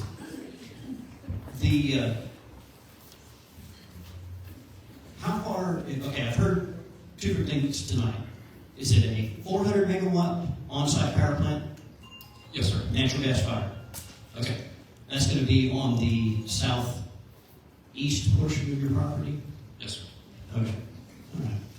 Well, it's a few thousand feet away from me, so I'm not displeased with that. Now, have you, and Michael, we need to talk about this too. You're going to be right under the downwind lake for our runway, and we have a lot of training traffic there. So we may have to reconsider our traffic pattern at the airport. Do you have any precedent or any information you can provide us with regards to data centers that are in close proximity to the airport? Not specifically data centers, but electrical infrastructure and power plants. Yeah. We very recently went through a project with the FAA, worked around wide slopes, repositioned transmission and distribution poles. Okay. All right. So you're familiar, and I guess now you're painfully aware that there's going to be air traffic through there too. Yes, sir. 1 minute. That's basically it. Welcome to my neighborhood, I think.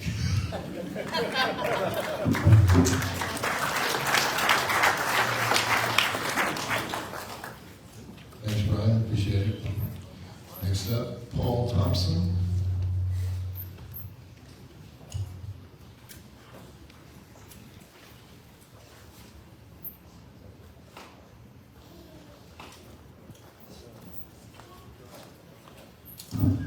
Like I said, Paul Thompson, 120 Pride Road, 6700 Italian, very nearby. One thing I wanted to say thank you to everybody here that's putting this on right now for having this meeting. Mayor, I think you're doing a great job. I like the fact that you said nothing has been settled yet. Everybody's keeping an open mind and listening to all the comments. One thing I wanted to bring out that it was almost an afterthought, Mr. Knuckles. You had a very telling presentation. You're a good salesman as a builder. But you said that you're going to have a 400 megawatt generator, natural gas generator, on site with a 800 megawatt total power consumption. Now, it looks like, from what I'm seeing, using AI, which is why we're building this thing for, it says a typical 400 watt power generation uses 1.5 million to 2.5 million gallons of water a day in their cooling tower. Is that correct? No, sir. That would be a combined cycle gas plant. This will be simple cycle, which uses far, far less water. I know that it seems like the biggest thing we're building here is not just a data center. We're building a power plant. The size of this plant, I was trying to get a size of the thing. We could power literally half of all the homes in San Antonio with the power that this plant is going to be generating. With the heat this putting on, everybody knows that data centers are tremendous energy hogs, which is why they have to have tremendous air conditioning capacity to try to get rid of all that heat, which is also why you have to have natural gas on-site power production, because otherwise you'd be sucking the power dry. If everybody was here a few years ago, we had that little power outage and several hundred people died. They may remember that we have some issues with that, as well as with water. Hopefully what you're saying in water is accurate. I know some of the things that have been spoken of before is noise pollution. I'm hearing something about low frequency hum that can be heard from miles away. I didn't see that specifically spoken to in the presentation. I know declining property values are going to be, it's going to happen. And nobody wants to build next to a gigantic industrial facility, you know, with lights and noise and heat all the time. The heat island is one thing that really hasn't been spoken about.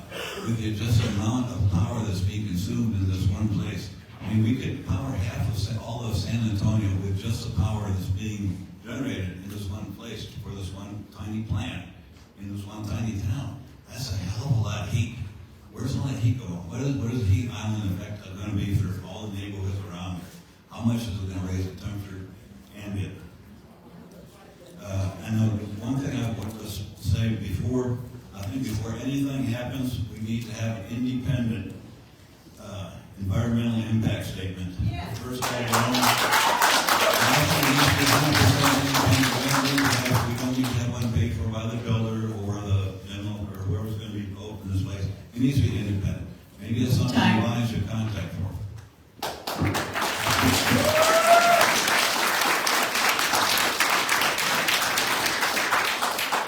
Thank you, sir. Guys, if you would you please address that about the power plant could power half of the homes in San Antonio? That was kind of way out there. I don't know the daily demand for the city of San Antonio. That being said, 400 megawatts is a substantial amount of power, and multiple power plants of that size are located throughout the state that do power the transmission and distribution and service providers. But I don't know the math of working backwards in San Antonio. Sure, absolutely. So the power plant, whether it's multiple smaller power plants or more of a combined power plant, the heat is what captures. We capture the heat. We absolutely want to retain that heat for power use purposes. The exhaust stacks and the attenuation is something where within this TCEQ emissions permit process, we're modeling the heat dissipation, and any and all manufacturers and suppliers of equipment have to meet the TCEQ criteria in order to obtain that permit to even turn on commission.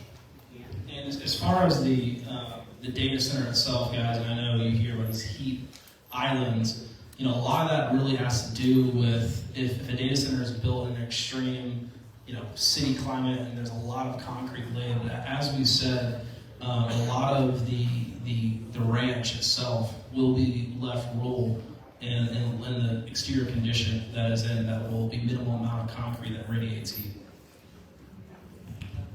Mayor, on the last person's question, can we get Mr. Miller to clarify something?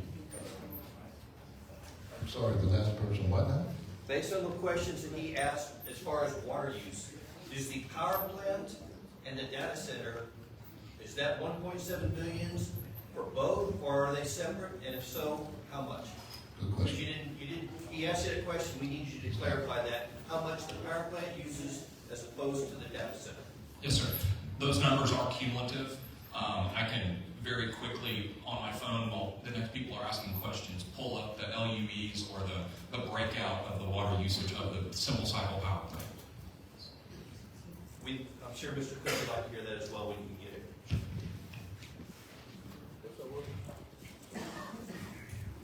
Okay, as we move on, all right, if you have pointed questions, please allow them to answer it. Okay? So, Shelley Estrada.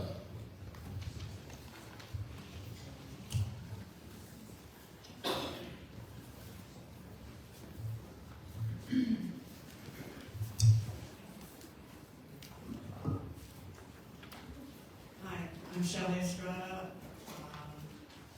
My address 2111 Geneva Court in Castroville. Okay, I'm here because in Castroville right now there already building 2 on Highway 90. And now they're building 1. From what I understand, they're going to be building 2 here in Devine. 1, is there another one that's 525 acres that's going to be close by? That's the one we're discussing this evening. Oh, okay. Yes, ma'am. And then they're also going to be building another one in Castroville at the golf course. So the people that live at the golf course are really excited because their houses, like mine, are going to go down in value. Mine has gone down the last 2 years in value, so I'm really excited about selling it. I'll get a whole lot more than I used to. What I want to know about are, what are the tax breaks that the data centers are getting from the cities? Are they getting tax breaks annually? I mean, are the people in the city paying taxes for the data centers? I can answer that for you. There is no tax abatement, there's no agreement, there's nothing at all right now, nothing. Okay, so in other words, the taxpayers aren't paying a dime for this.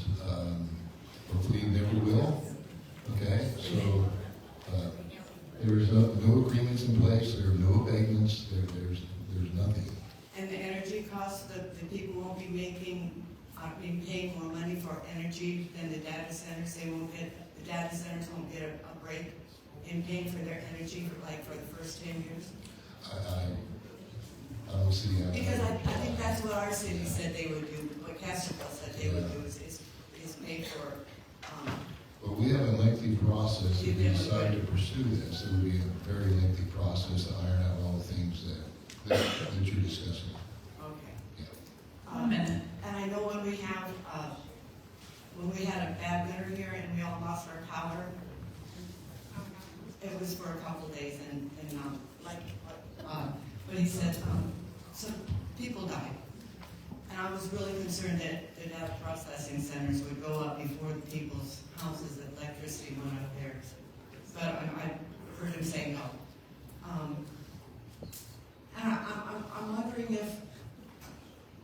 if the damage that those places are going to do to the people around them, the loss of hearing with some kids, and the bone density that kids are going to be getting from the power, the livestock. The cows are going to not give milk like they used to. They're not going to have little cows. You're going to lose some of the butterflies, the insects. You're going to lose some of the rodent animals. You're going to lose some of everything in just in the neighborhood. You're going to lose, yes, the habitat. So I'm really concerned about nature going away for a big cement building making noise and hurting people.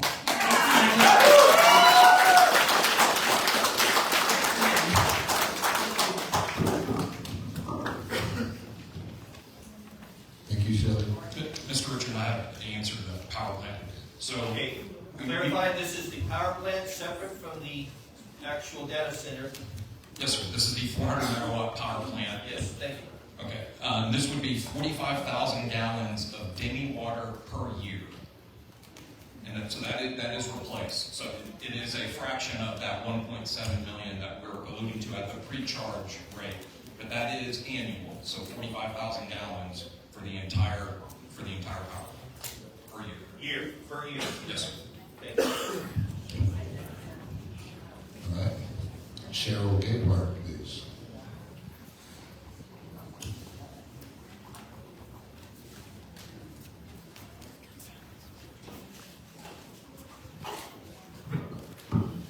My name is Cheryl Gayhart, and I live at 511 Mockingbird Lane.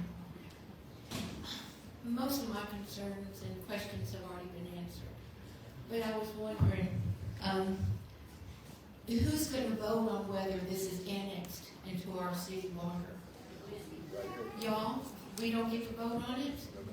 How come? It's a simple matter. The city council represents the community. We have single-member districts. You have a council person. Each person in the city has a council person. Okay, that's how things are done. There will be annexation hearings if it comes to be. There will be public hearings for that, to hear comments, etc., very similar to today. Okay, but it's nothing that would get voted on unless the council decides to do it. If the council says, hey, we want to put this up to a vote for the citizens, then it may happen. Do it. As far as Did y'all vote to annex them in? okay. And all the stuff they've told us is proven to not be true. Do we have any recourse? That's a good question. If it's not true, I would say there's going to be all kinds of contracts. There's going to be quite a bit of legal type stuff involved. For example, I'll give you one rundown. Online question says, what legally binding protections exist if water protections are exceeded? I asked this question just yesterday. Okay, just like the city can get its water limited by the Edwards Aquifer Authority in times of drought, those same restrictions could apply to the data center. Okay, so if they were to be annexed, right, the city provides the water, right? So they're paying the city for the water, just like you, just like me, just like everyone else. Okay, and they also have to go with those rules. Okay, so in other words, it's in a carte blanche. You get to use all the water you want in the entire world, right? And they know that, right? And they project for that. Okay, so there are water protections that exist. But if they break them, can we unannex them? Well, I would say yeah, because shut off the water. Okay. Thank you. So, yeah. Thank you, ma'am. Okay, Camino Holder.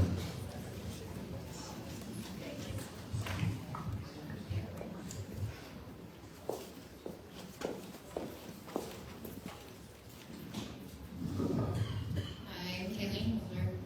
I live on County Road 4710. Thank you for coming and for taking questions. I appreciate that. Can you tell us the name and location of 2 or 3 other data centers y'all have built for hyperscalers, so we can that are up and running already, so that we can kind of see for ourselves and talk to those cities or those counties about what the impacts are? Again, we don't build the call it data center stand up. We're just the power plant developers. Our first 3 hyperscale projects were pretty much all in the Central Texas area. One was outside of Lockhart, and one was in Gerald, Texas. Can you be more specific, like the name of them? Just was in Gerald, Texas, and one was just north of Lockhart. Okay, so there's only one there. There is 3 different properties. But they're all yours? Those are projects that we are basically the power plant development on, and someone else is doing the call it data center erection. So my other question is, if we don't know who the hyperscaler company that's coming in will be, where are all these productions coming from? How do we know how much water they're using, etc.? Based on the total output of the data center, 800 megawatts, we look at it on a per development basis of per building, and that's basically by generalized, cooling methods with closed loop systems, with current rack density of the servers and the water demand to cool those servers. And it's basically a generalized engineered number. That's kind of the base plate. So no real number. Do you plan on drilling any wells? Yeah, it all depends on the outcome of the annexation situation. So if you don't get annexed in, you'll drill wells? That's correct. 1 minute. Do you have a scrubber to catch emissions on your power plant? And what materials are used in the scrubber, such as calcium or crushed limestone or whatever the materials are? Is there a backup for the scrubber when the scrubber goes down, because that happens often? And what do you do with the waste from that? Does it go into a landfill, or do you use it to, you haul it off to be recycled for sheetrock, or? Very good question. So whether it's GE or Siemens or Mitsubishi Power, whatever the requirements are for the TCEQ emissions, they will be the certified installer of the mitigation equipment. So however much, mitigation is required, that system would be installed and shipped with the unit in and of itself. The maintenance of the facility is daily. So the power plant is manned every single day. There's constantly ongoing daily, monthly, annual inspections based off hours running. And so the scrubbers and any failure within the plant are obviously trying to be identified in advance of that. So you have a backup one or no? Yes, there are backups on site. And are y'all negotiable on the sound levels and light levels and those types of things that y'all presented? Is that part of the thing that we can negotiate if we do annex and offer a tax break? Yeah, I mean, I would defer to you and your city council.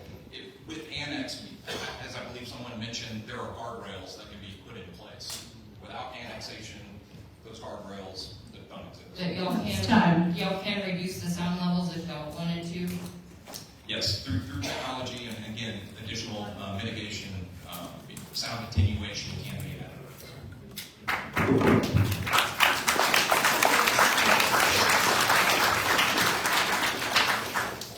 Thanks, Devine. Tommy Ramirez.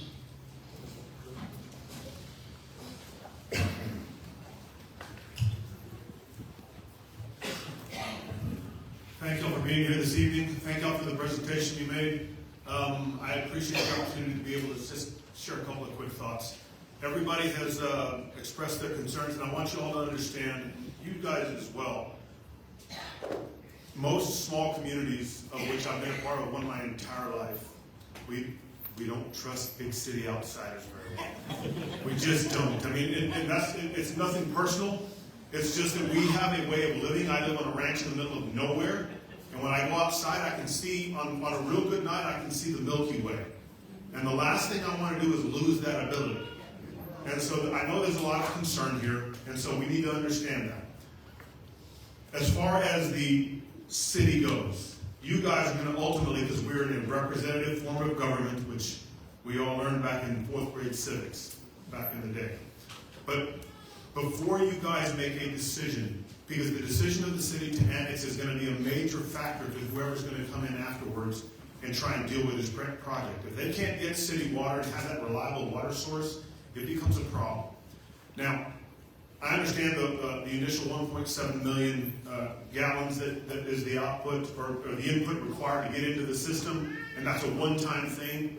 And I know you talked about, that's the equivalent of so many households, but that's so many households is over an entire year. Whereas the initial startup's going to have to fill up the tank right away, which may put a strain right away on what it is that the city can offer.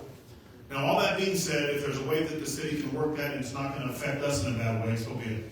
Because I have an office right down the street here too, at 217 West Honda Road. I forgot to give you all some. But I would encourage the city to do a couple of things here. The first thing I would encourage the city to do is to form a task force. And it doesn't have to be some fancy task force. Just hire some people to do a study for you on some of the local communities in these areas around the state that have been dealing with this for more than 2 or 3 years. Because when you do that, you'll get real data. Because I understand what you guys are doing here today. I understand what you're doing here today, and you did a great job, by the way. You answered a lot of my questions as well. But you're trying to do your job to push your project, and we need to know how it's really going to impact us, and we won't know that if we don't get an unbiased opinion somewhere else. The second thing I would encourage you to do, and I'll get out of the way and shut up, is I would encourage you, for the amount of money these data centers make, if and when you all do decide that you're going to let them in, and I'm not telling you to do that or not, that's not my place. But if you do it, every one of us in this room that deals with city water bills and city sewer bills and city garbage bills keep getting bigger and bigger numbers. Negotiate where they pay for that bill for every citizen of Devine. It's a small drop in their bucket. But they can do that, and that'll make this community a little more receptive to the idea. pay the $150 bill that TJ would normally have. Or I can pay Sharp's bill for $150. Or I can pay the Ramirez Law Office bill. Time. But you guys can negotiate that. Make sure you think of us when you do.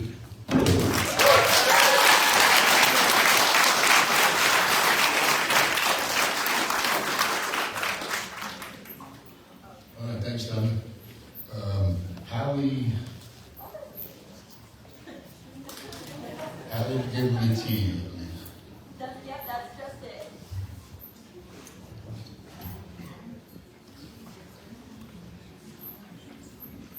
You state your name. But I give you kudos because you said Hallie and not Haley, and I give that a lot.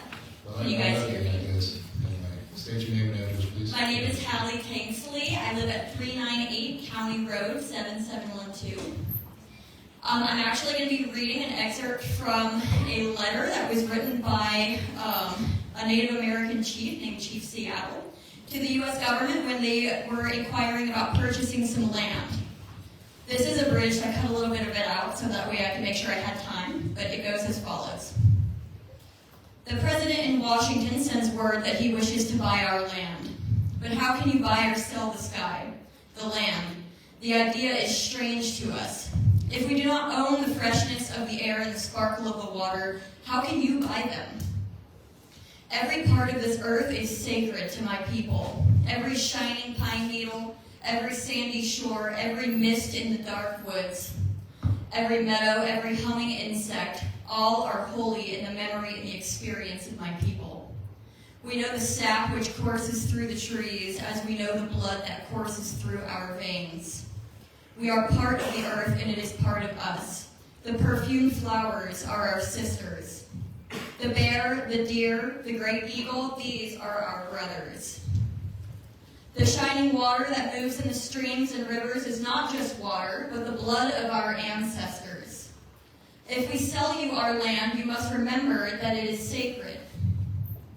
Each ghostly reflection in the waters of the clear lakes tell of events and memories in the life of my people. The water's murmur is the voice of my father's father.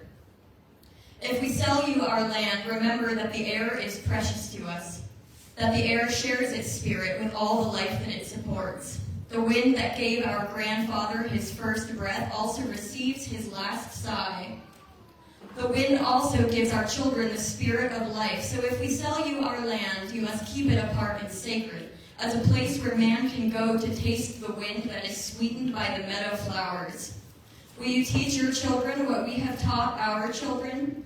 That the earth is our mother. What befalls the earth befalls all the sons of the earth. 1 minute. All things are connected like the blood that unites us all. Man did not weave the web of life. He is merely a strand in it. Whatever he does to the web, he does to himself. Your destiny is a mystery to us. What will happen when the buffalo are all slaughtered, the wild horses tamed? What will happen when the secret corners of the forest are heavy with the scent of many men and the view of the right hills are blotted with talking wires? Where will the thicket be? Gone. Where will the eagle be? Gone. What is it to say goodbye to the swift pony in the hunt, to the end of living and the beginning of survival? That's all. Thank you.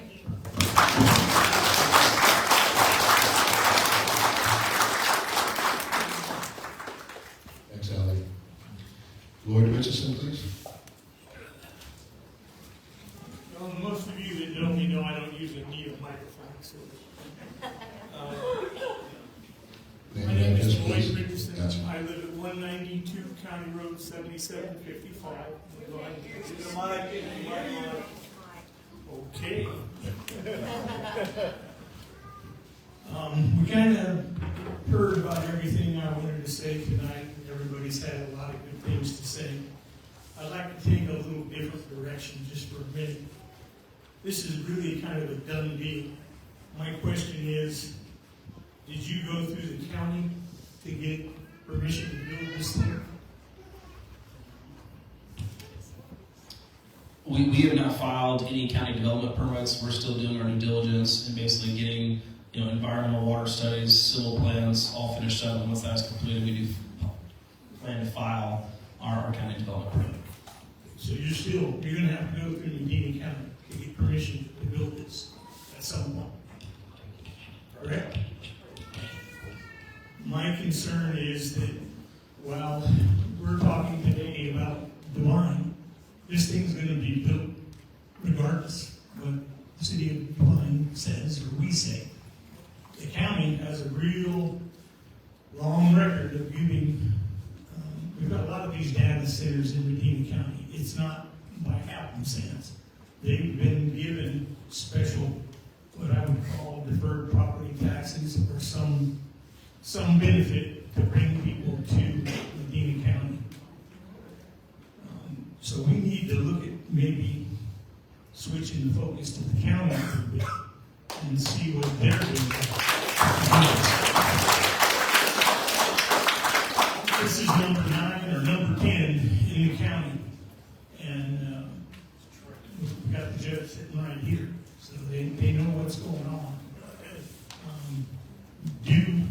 If you guys get incentives, you're going to build this whether we like it or not. So to me, what becomes the issue is what benefit does the city of Devine get out of this?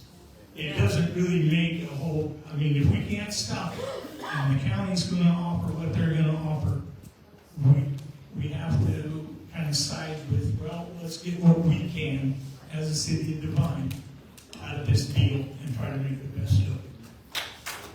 I know it's not a popular thing, but to me, 1 minute. to me, it's up to the county. If they really want to stop something, we got to go to the county, and that's where we're going to stop it. We're not going to stop it, right? We're going to the county. Thanks, Lloyd. Obviously, I cannot speak for the county. Yeah. And you kind of hit the nail on the head in a lot of ways. Thank you. Okay. Liz White, please. Liz White.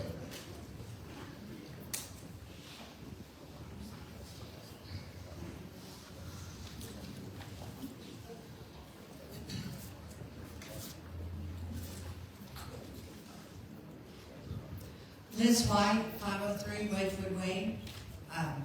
I wasn't planning on speaking tonight, so I don't have a prepared thing or anything.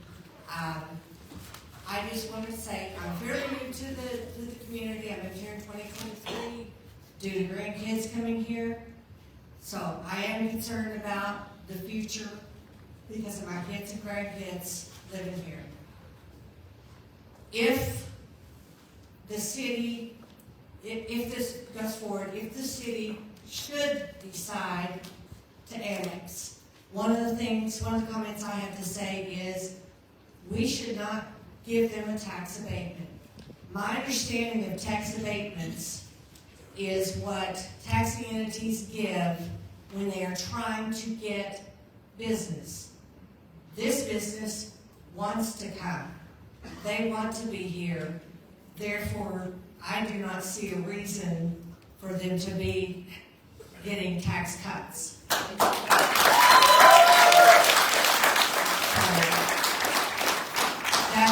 That's the main thing I have to say. Now, as to whether or not they should annex or not, I don't know. As the last gentleman just said, if it's going to go through, I don't know, it might be better for it to be annexed. I don't know enough about it to say yea or nay either way. But it's just, if they do, they should not give them any tax breaks whatsoever. Because if this, however much millions of dollars in taxes they get, they could lower everyone else's taxes. They could do a lot with that money. But like the last gentleman said, we need to talk to the county about it.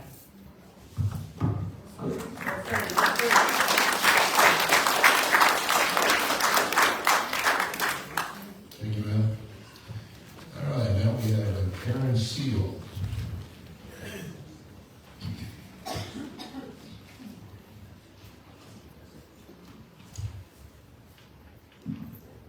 Hello, I'm Karen Seal. I live at 628 County Road, 5711 in LaCoste. And actually, we're not even in LaCoste, we're out in the country. And I'm very concerned, and I want to answer some of the questions that some people ask. what is it gonna do to our neighborhoods? Because I've watched neighborhoods over on 90 be actually destroyed by these things. They make noise, people have lost their houses, they've lost the places where they grew, they raised their children and their neighbors' children, and they had a place to live. And now they're all scattered all over Medina County and into other counties because somebody wanted to put a big data center right across the street from where they're at. There's pollution from light, there's pollution from noise, there's pollution to the air, to the water, there's heat up to 16 degrees higher. And we can really use that here in South Texas. Oh, yeah. And we're selling out friends, we're selling out neighbors when we invite these people in. It's a concrete jungle that's not bringing anything that's particularly good to Medina County. We have to be concerned about traffic. We have to be concerned about the big trucks that are going to be on our road, that guess who's going to pay the tax for? Us. They're not going to be paying the taxes. We will.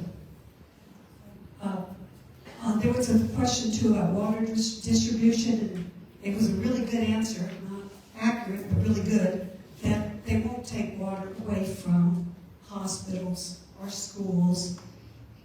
Yeah, that's true. But they will take water away from individuals. They will put restrictions on individuals. They don't mind telling the individual homeowners that they can't use that much water or what they can use it for. So I think we need to be thinking very seriously. And when they also say we have to obey the rules of the TCEQ, 1 minute. there's not much of a restriction with that. The Texas Commission for Evading Quality has been out there for a long time evading quality. But I'm glad there are some standards. There were a couple of questions on the back here that I'd like to see answered, like who's going to be liable for environmental damage from trucks, from all the pollution. I'd like to know what the long-term vision of Medina County is, which is something we need to take into account. What are we trying to do? We've been rural, we've been agricultural, we've been a nice, quiet county and a nice community. We'd like to keep it that way. But I do understand what the situation is. So those are my only questions. I really don't like seeing another data center. I've seen what they do to neighborhoods.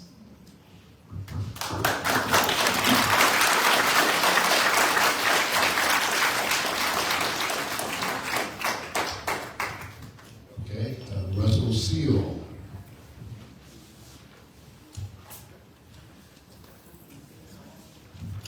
Russell Seal, same address. This is not a one-off. I'm looking at a data center map for the MSA, for which we are part of the 8-county region, and with Bear County, New Braunfels, Sickey, we're part of that. And this data center map has 80 data centers coming up and around our area. Medina County is getting more than our share of them. In our MSA, we are not in the non-attainment designation for ozone that Bear County and 4 of the other counties are. It was cut out at that time because nothing was going on. With all of these data centers coming into our county, and you're using not even a combined cycle natural gas plant, but like the Microsoft data center that I saw up on 471 in Petranco had 15 these generators on each side of the building. You couldn't even get the whole picture of the building from the road in the camera, showing all these gas generators. This is going to be a very big, not just you, but all of them. You're speculators. Y'all are speculating that one of these places is going to be. Microsoft has already got a ton of these things coming into our county. Just look at the map in our area. You're not even on this map. of these 80. You're in addition to that. So are we going to stay in non-attainment? We don't even have an ozone monitors, the NOx monitors that are all around Bexar County. That's going to have to change. We have to be concerned. The reason most of these Microsoft plants are coming right on the border of the Medina County line is they don't have to be included in SIP for Bexar County and the other counties. We're being abused because of that 10 years ago, 8 years ago, whenever the EPA put us in as non-attainment. That situation's not going to change because our air quality's not going to change, and sooner or later, we're going to end up having to get automobile testing like for air pollution like San Antonio is going into. These are things that have to be looked at, this environmental impact statement that people are asking for. Look at the big picture, not just this one-off. We have to look county-wide what all of these data centers are going to do to not just our air quality. And I'm shocked that y'all are using, just because you can't get them, not building 400 megawatts, it's huge. Using them with single cycle, hey folks, that's nuts. It's much more efficient to use a combined cycle natural gas plant. I am shocked that y'all are going that route. You can put SCRs on a combined cycle natural gas plant. Putting SCRs on all of these generators, you're going to have a challenge. Thank you.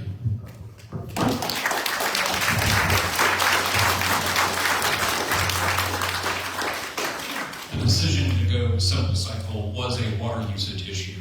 If you run out the math on a combined cycle natural gas turbine or power plant, it uses really an obscene amount of water compared to the, again, 45,000 gallons per annum that we would use, simple cycle. I will clarify, maybe you're possibly thinking of reciprocating generators. These would be smaller turbines, but they're still aeroderivative. So they would have SCRs and emission mitigation on them. But not greenhouse gas.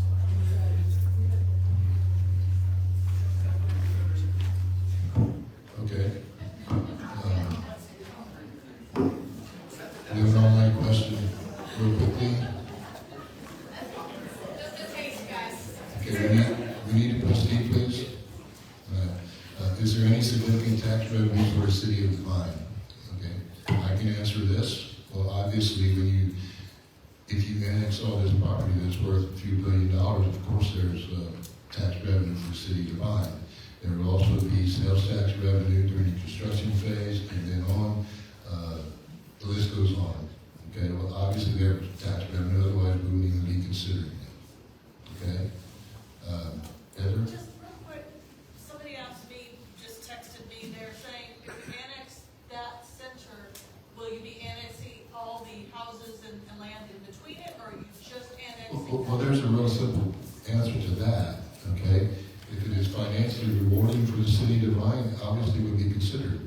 So, for example, whatever infrastructure goes into this property, we're not paying for it. They will. Okay? So now if the housing development, which you mentioned before, decided to pay for everything to go to them and then they become our customer, well, it might be considered. But it wouldn't make sense to run all that water over there if it's not financially rewarding for the city. Okay? I'm sorry. Moving on, please. Okay, I have Michael Herring. My question was answered about an hour and a half ago.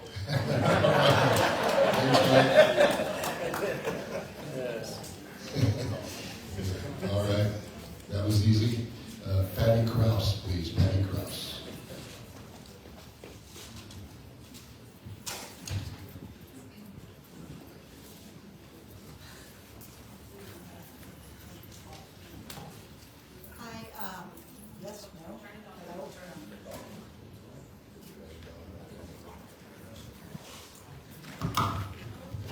Hi, my name is Patty Krause. I live at 1083 County Road 2629.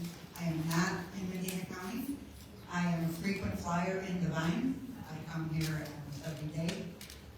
This is affecting me also where I 32 off of 2629, which a lot of people know as True Lane. There are, my biggest concern is my water, as many people here as well. And going into the aquifers and draining those aquifers, and one of the gentlemen had said that his water line is down another 50 feet. Also, if you can, to the gentleman who said it doesn't use a lot of water, can you give me one data center anywhere that's fully functional, up and running, that doesn't use less than 20,000 gallons a month? Just one. I literally just built a modular data center. It's a smaller one, but doesn't use any water.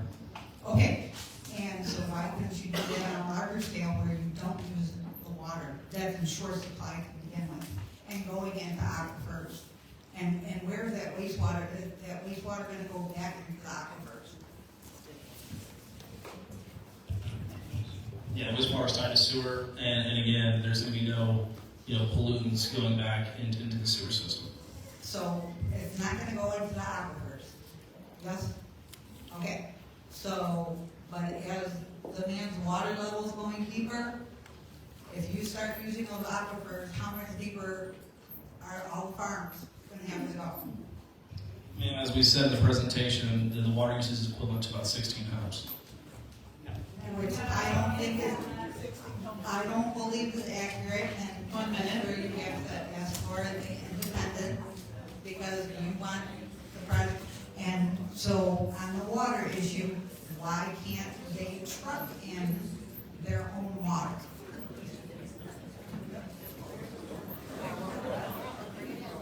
Let them, if they want to build it, let them supply their water, let them truck it in, rather than affect everyone's home and farm. Before I have to truck in water to supply my house. Okay, since you're looking straight at me, I'll try to answer that a little bit. By the way, okay, remember it was talked about earlier. Okay, this is 525 acres, right? They have the right to over 1,000 acre feet of water by state law. Okay, so it is that simple. If they want to truck in water, that's up to them. But they also have the right to drill a well. They have the right to use Yancey water if Yancey can serve someone. The list goes on. We are not their only option. They have other options. They're not completely depending upon the city of Devine to do this. Okay. Last question. Sorry. Can I get 10 seconds for the? Okay. So, did they buy the land or are they leasing the land? We have the development rights with the landowner.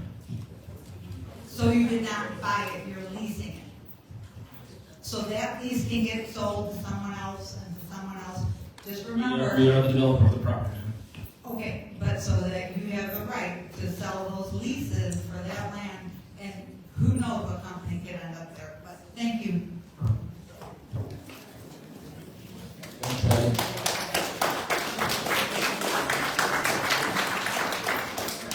I have Michael Shadden. Michael Shadden. Did I say it right? Yes, sir. Okay. Welcome. I know everybody can hear me.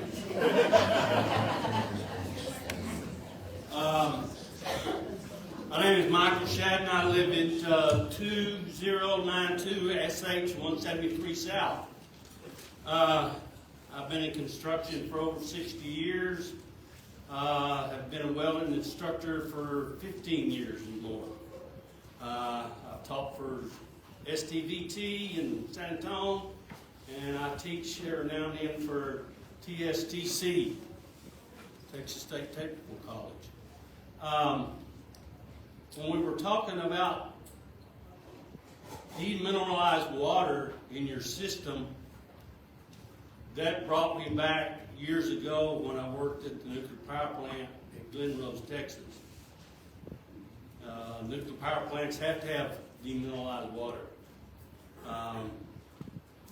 And you said that was what was going to be in your system for the cooling, correct? For the power plant. for the power plant. Not the data center. Even power plants like you're building are gonna have shutdowns eventually.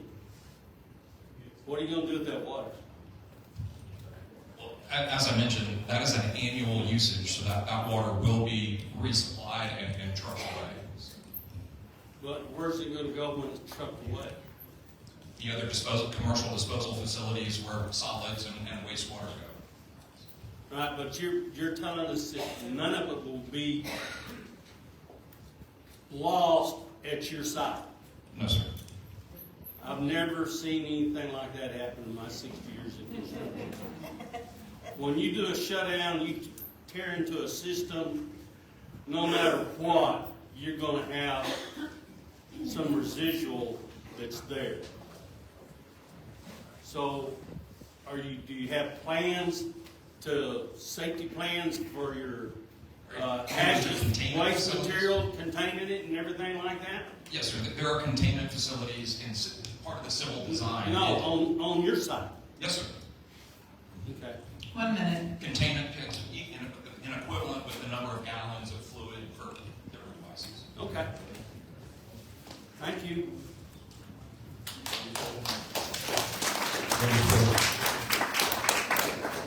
David Randall, please.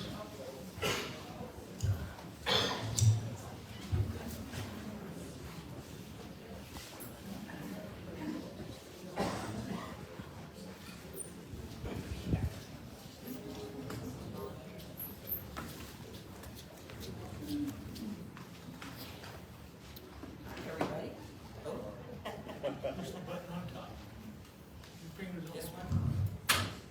Hey, everybody. Good to see you all again. Is it good to be on the other side? It's different. It's very different. So, I have two things. One is about tax abatement. Be it the city, if you annex, be it the city if you annex, or the county, I think we should have no tax abatement for them. I don't know what it's going to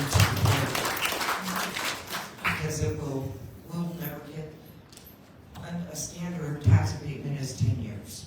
I mean, if you just go look it up, that means for 10 years, we get nothing. So, I don't know about y'all, but I may not be on the planet in 10 years, so I would never see the reward of it all.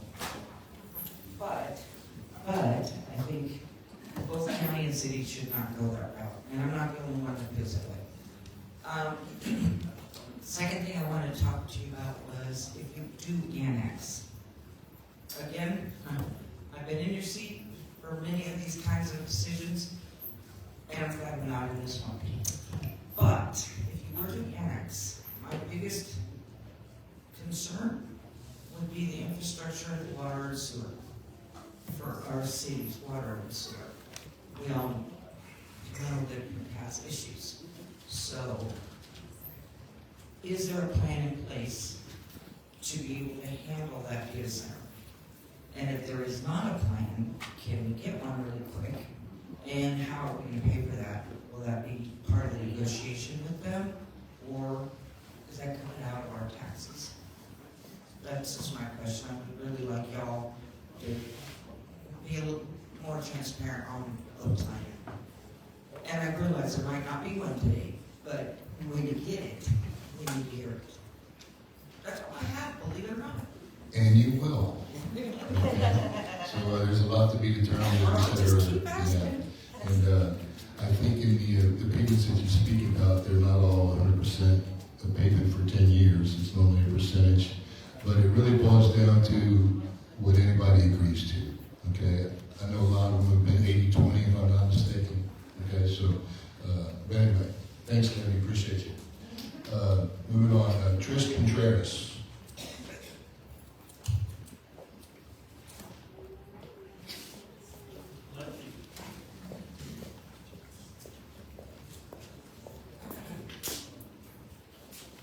Hello. Hello? Can you just what? Hello? Hi, my name is Patricia Contreras. My address is 108 Johnson Avenue. I actually live in Seguin, which is 78155. I am here for two reasons. One, I am actually, I think someone earlier mentioned that Clayton Tucker is running for Texas Ag Commissioner. I am one of his representatives. I'm also here as a Texan and as someone that lives right down the street. To me, it feels like right down the street. It is in Guadalupe County, which is east of San Antonio. And we too have a data center that we're fighting up against. Now, some of the information that I want to share today is information, not misinformation, but information that we are receiving from thousands and thousands of people from across the state. This is information that they're providing to us because they either live next to a data center, which is right, could be, in their very backyard, down the street, or the next county over, and if it affects this county, it affects the neighboring county, and it affects the neighboring county after that, so it's just a domino effect. So the information, like I said, that I want to provide is information that we're receiving from a lot of Texans across the state, including from other states where these AI data centers already are. Now, as far as power is concerned, industry leaders say AI demand has the potential to consume as much electrical capacity as all that exists in the United States today. AI data centers can use as much power as several cities. Just because AI corporation promises to build a power plant doesn't mean Texans won't be left paying the bill. In several cases, while a data center paid for a power plant, it was the public. Ma'am, do you have anything pertinent to our local situation, please? We have more people to get to, so if you... I have 3 minutes. I was invited by a lot of you. I'm just asking you. I'm sharing information is what I'm doing. Okay. Now, we believe that currently we are in an AI bubble, similar to the .com 2008 era. And with that AI bubble, we are seeing signs of that AI bubble bursting. The AI bubble is leading several shortages of gas turbine cores. These are used in our power generation. They're the thing that spins. These cores take a long time to make and are back ordered until 2030. We don't have enough, so this shortage caused by AI has driven up the cost of these cores by nearly 200%, which the public will pay. Now, as far as closed-loop systems are concerned, while closed-loop systems can exist in smaller scales, such as data center banks, they become significantly challenging and at the scales needed to AI. AI data centers can use 20 times the power and water as traditional data banks. All closed-loop systems have to be bled a few times a year. Time. Thank you very much. One thing that I would like to say, Councilman,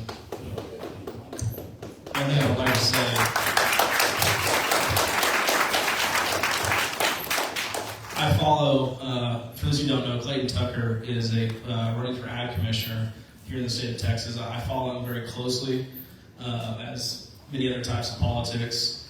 I've heard Clayton speak. He's eloquent. He's a local farmer. I can tell he loves Texas. The problem that I have with Clayton Tucker is that he spreads more misinformation than actually providing factual information.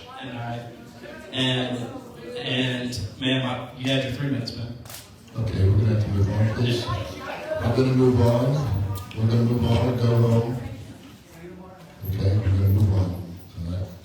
All right. Adriana, I cannot read the last name. Okay, thank you. Hi there.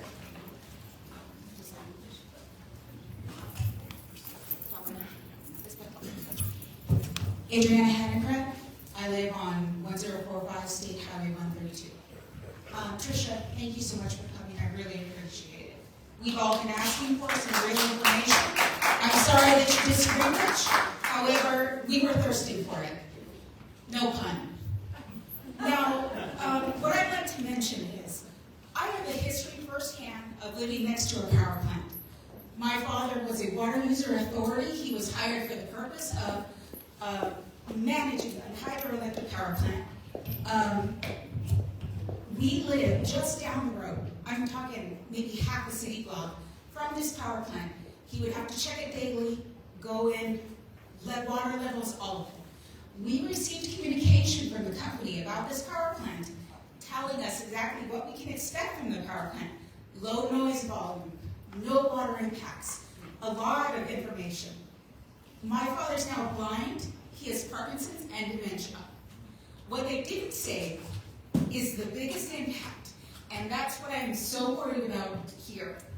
There is a lot said, but there is a lot not said. I've heard a lot of I don't knows. I have heard a lot of we're waiting on that information. And what I would expect is that we would stop until that information is shown.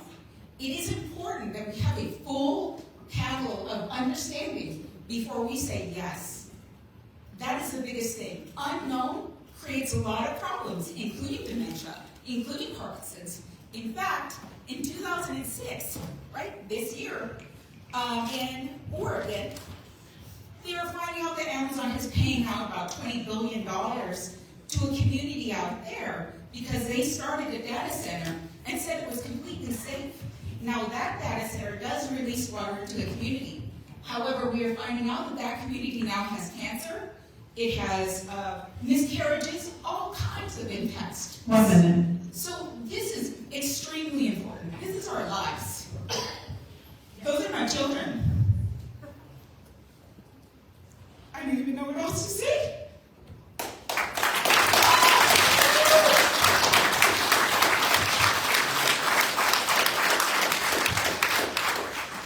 Thank you.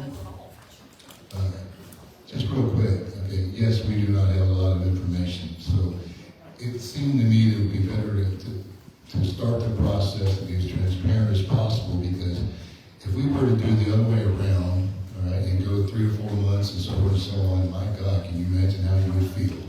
Okay, so we're putting it out there now, okay? And this may not be the only town hall meeting we have, and I guarantee you there will be a lot of correspondence in the newspaper, all right? Trust me on that, okay? Moving on. Sharon Kaminsky, please. I'm going to pass it this time. Thanks, Sharon. Okay.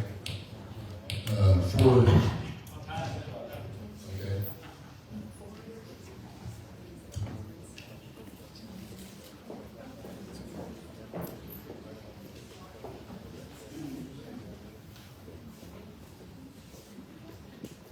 Okay, real quick, we have like 22 minutes left. Okay, we have a few more people, obviously.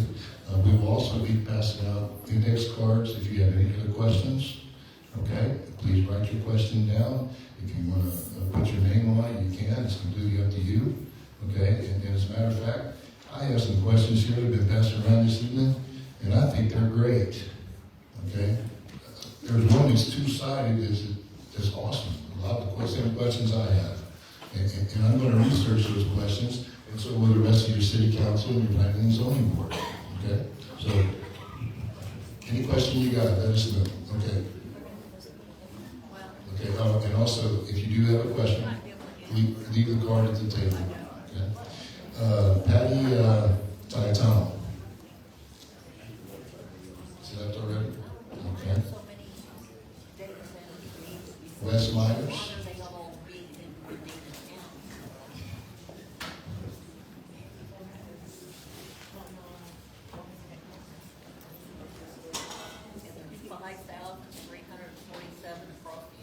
I'm Wes Myers. I live over in Moore. Get to the microphone. You can't hear it. My name is Wes Myers. I live over in Moore, 1121 Pride Road, 1688. So, I was born in D.C., raised around politicians. I left that neighborhood because I didn't like what they were doing up there, and I didn't have control. I moved out here in the country when I retired from the military, served both in the Navy and the Army, and retired. Come out here to have a life away from all the city stuff. I love coming to Devine here, a lot of great businesses here. I always support my local community. My wife is a award-winning author right now, and I'm supporting her in everything I do. This data center, I know you guys, I can't stop you guys from doing this. You're out to make money and doing what you do, okay? Granted, that's what the natural thing history is for our country. So, through that, I want you guys to look at this and study more on the effects of the heat. We're in Texas. We get 100 degrees. And then you're adding more because that center is going to generate heat just like every other one out there is. So you guys need to start evaluating this and figure out how, without taking more water resources, because we still have all that issue here, how to make sure we don't overheat this area, because that's going to destroy a lot of infrastructure around here as far as our natural resources. That's something that needs to be addressed. And I don't see that addressed at any of the other data centers that are being built. But I'm asking you guys personally, you guys are just building this, but look into this, because we need answers on that. All this stuff with solar, we didn't get answers on. Every solar field out here has raised the temperature around that solar field and made it hard for any livestock or anything to do. Think about this, 100 degrees, and if it's 16 degrees more, what are we going to do? Because it's going to make more evaporation, it's going to cause more drought. Everything that we do in life has been affecting our country. All the population, all the houses, all the roads, all the everything. All right? 1 minute. Data centers are no different than any of this other stuff. Okay? I agree that I feel that annexing would be the best bet, because then it can be controlled somewhat. You still only have a little bit of control. But again, they drill a well, we have no control. They take as much water as they need, whatever. These solar fields, they weren't controlled. All the waste from that is toxic. There's no way to dispose of solar panels. All right? Data centers, I don't know a lot about the internal side of everything, but I do know about power plants. I used to work for Terex and Altec, who built bucket trucks that worked for every single lineman out there and helped put every single line out in this country. And I know the generation of all the different stuff that comes off of the power lines, all the noise, all the everything. Everything has an effect. Everything we put out here has an effect. That is time. Thank you.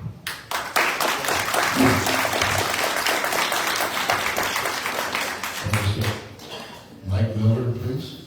Mike Miller.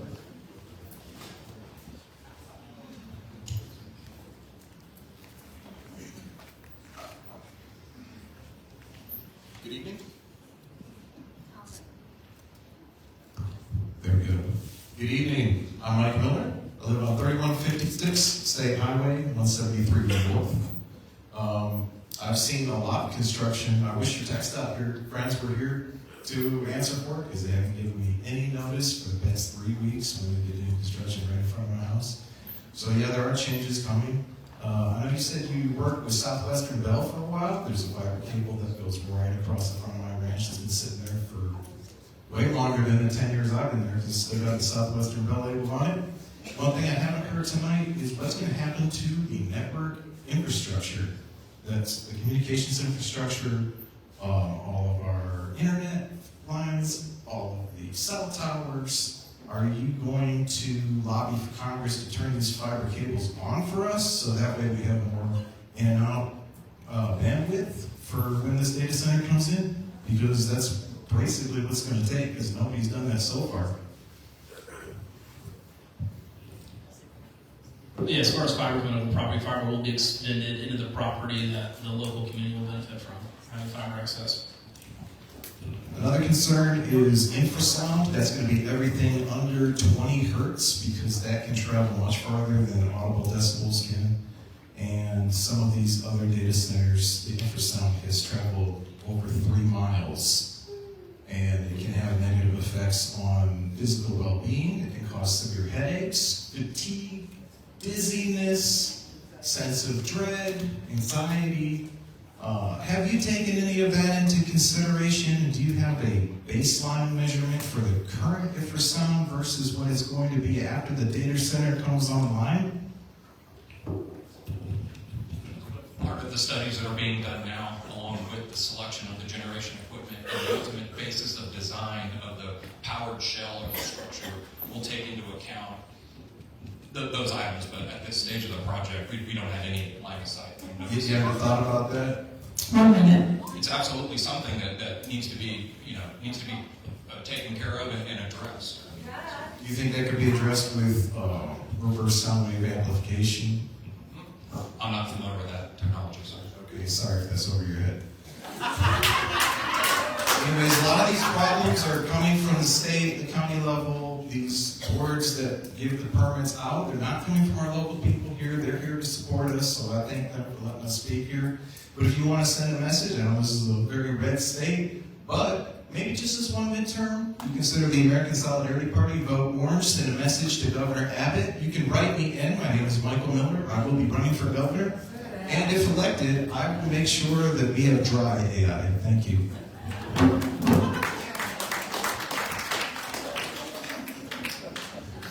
Okay, I have Joshua Johnson, I believe. Joshua Johnson.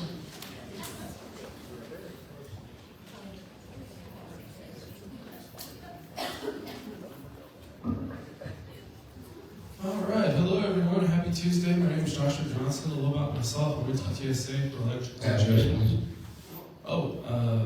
147 Harbor View, Lake Hills, Texas, on the southern part of the Bandera County, northern part of Medina County. I pass through 3 counties on my road to get home.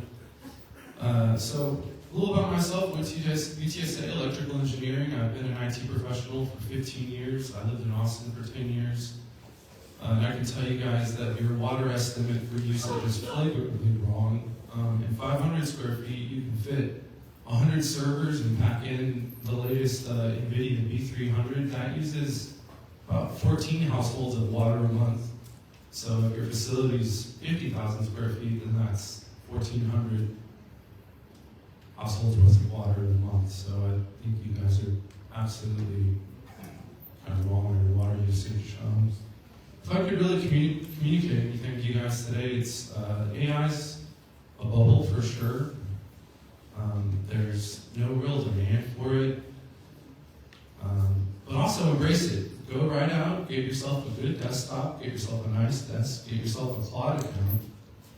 There is just a trove of public data. You could learn every minute detail about this project, all the projects across the county, every official, to the minute detail. You can get yourself a nice PDF published. You can launch a website. The cost of software is dirt cheap right now. You could build anything. You could build an app. You could practically send your own spacecraft to the moon. So use it. It's an amazing tool. Please stay on the topic, please. If on topic, he's building an AI data center.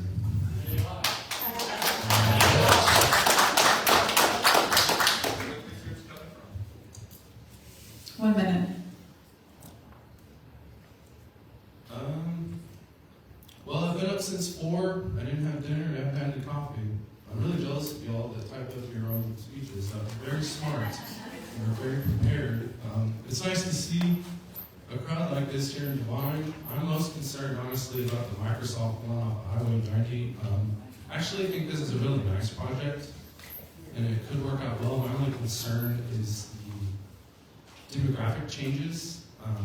They say 400 good jobs, and the data center job is a really good job. If you'd like your kids to get into it, tell them to get their hands dirty now. Or even if you have a particular career, you could get into it really easy. It's fun work, but I think it's going to be H-1Bs coming in. I think you're going to find a lot of people who are not from Texas, not from America, coming in and taking these jobs. They're building neighborhoods off 211. There's a mall going in. They're not land clearing on this project, but there's land clearing going on in a lot of other areas.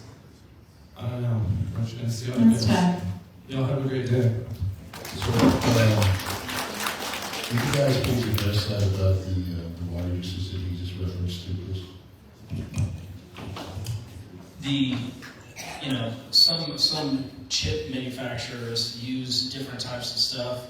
NVIDIA keeps getting more powerful with smaller chip density that uses less water.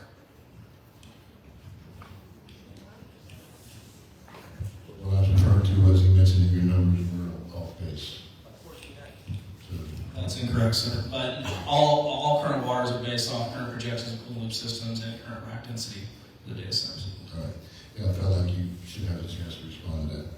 Okay, we have Shaylin Root, please. We have 9 minutes.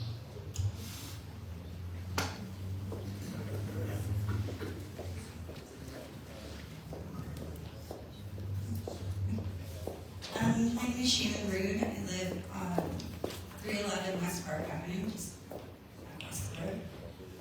My main concern, obviously, is the water, electricity, the harm to the environment.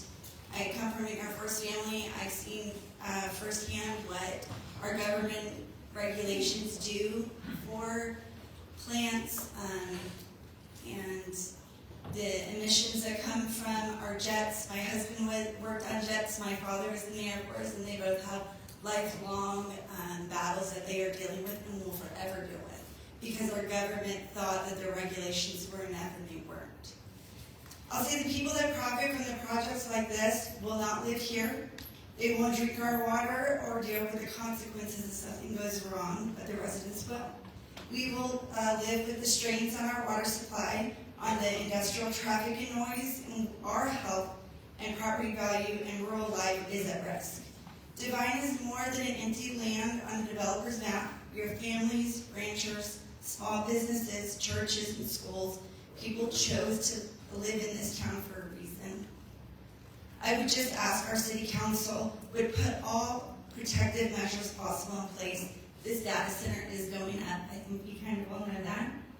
And I pray that our city council will focus on the health and safety of our community and that we will gather environmental data independent of those that want this data center in place, so we are prepared and a plan put in place if water supply does prove to be an issue, if that is something that comes.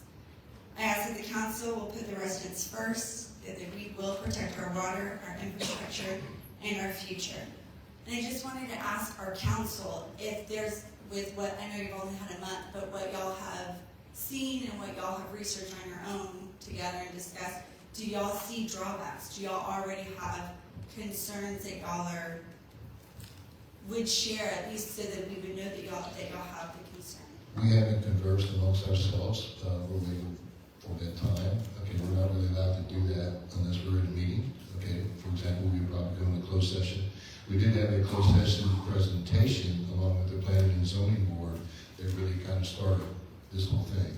Okay, and the reason why we did that was for us to get actual information ourselves. So, once again, you pretty much know everything that we know.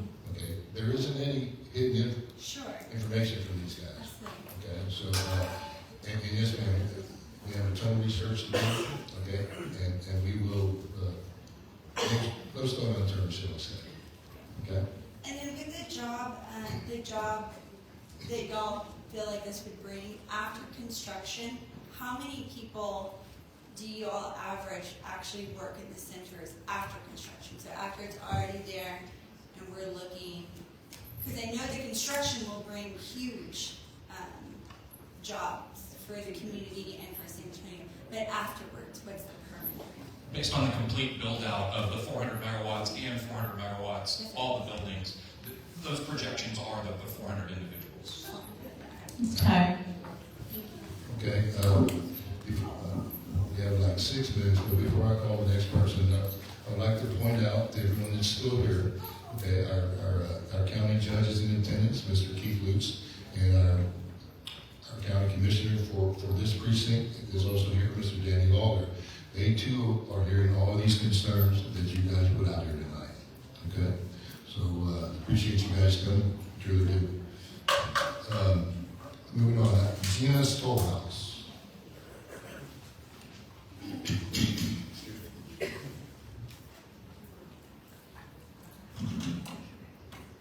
That's Gina Stolhouse. That's unserved last name. 157 Bryant Park, Castroville, Texas. Where I live, off of the Tranco, I go out. Can you hear me? I go out of my development, I go about 4 miles to the right, there's a data center. I go a couple miles to the left, there's another data center. I said to my husband when we recently relocated, I said, what the heck is going on, honey? There's this big old warehouse with no doors. No warehouse doors. I don't know what it is. And then I started looking at it, looked into into it, it was a data center, and that's when I started educating myself on data centers. So with that, you know, with AI, it's the AI race is on, right? We don't have a choice. The train has left the station. The AI's eye is on. With that, I'm like, okay, are everyday people going to fund AI? I'm like, what is going on? Because they are making big time profits. Okay, at our expense, with our resources, with our shortages of water and electricity, and strains on our grid. And I wonder, and then the tax abatements as well. As our properties, some of our properties are declining. Okay, that's really worrisome when I moved here. Had I known that, I probably would be, my husband and I would have made a different choice. But here we are, in this community. Are there going to be rolling blackouts? Can it, you know, we have what, 8 to 12? 8 to 12? I lost count of how many are coming into the county. Is there going to be rolling blackouts? Can it handle it? Can the grid handle it all? No. Okay, that's a real concern that we have as citizens here. Here's another thing. I read an article in the magazine, Economist magazine, and also Bloomberg, September 2025, and Economist magazine, February 2026. Okay, that $350 billion are slated to go in for power, nuclear power, to power up these bad boy AI data centers. Now, I certainly hope that a nuclear plant is not on its way to power them all up, because they're clustering them. We have a cluster now in our county. Okay, that concerns me, because is that what's next? 1 minute. Okay, and my last minute, I had a thing here. Why in the world are we building them in high-stress water areas is beyond me. I don't understand that.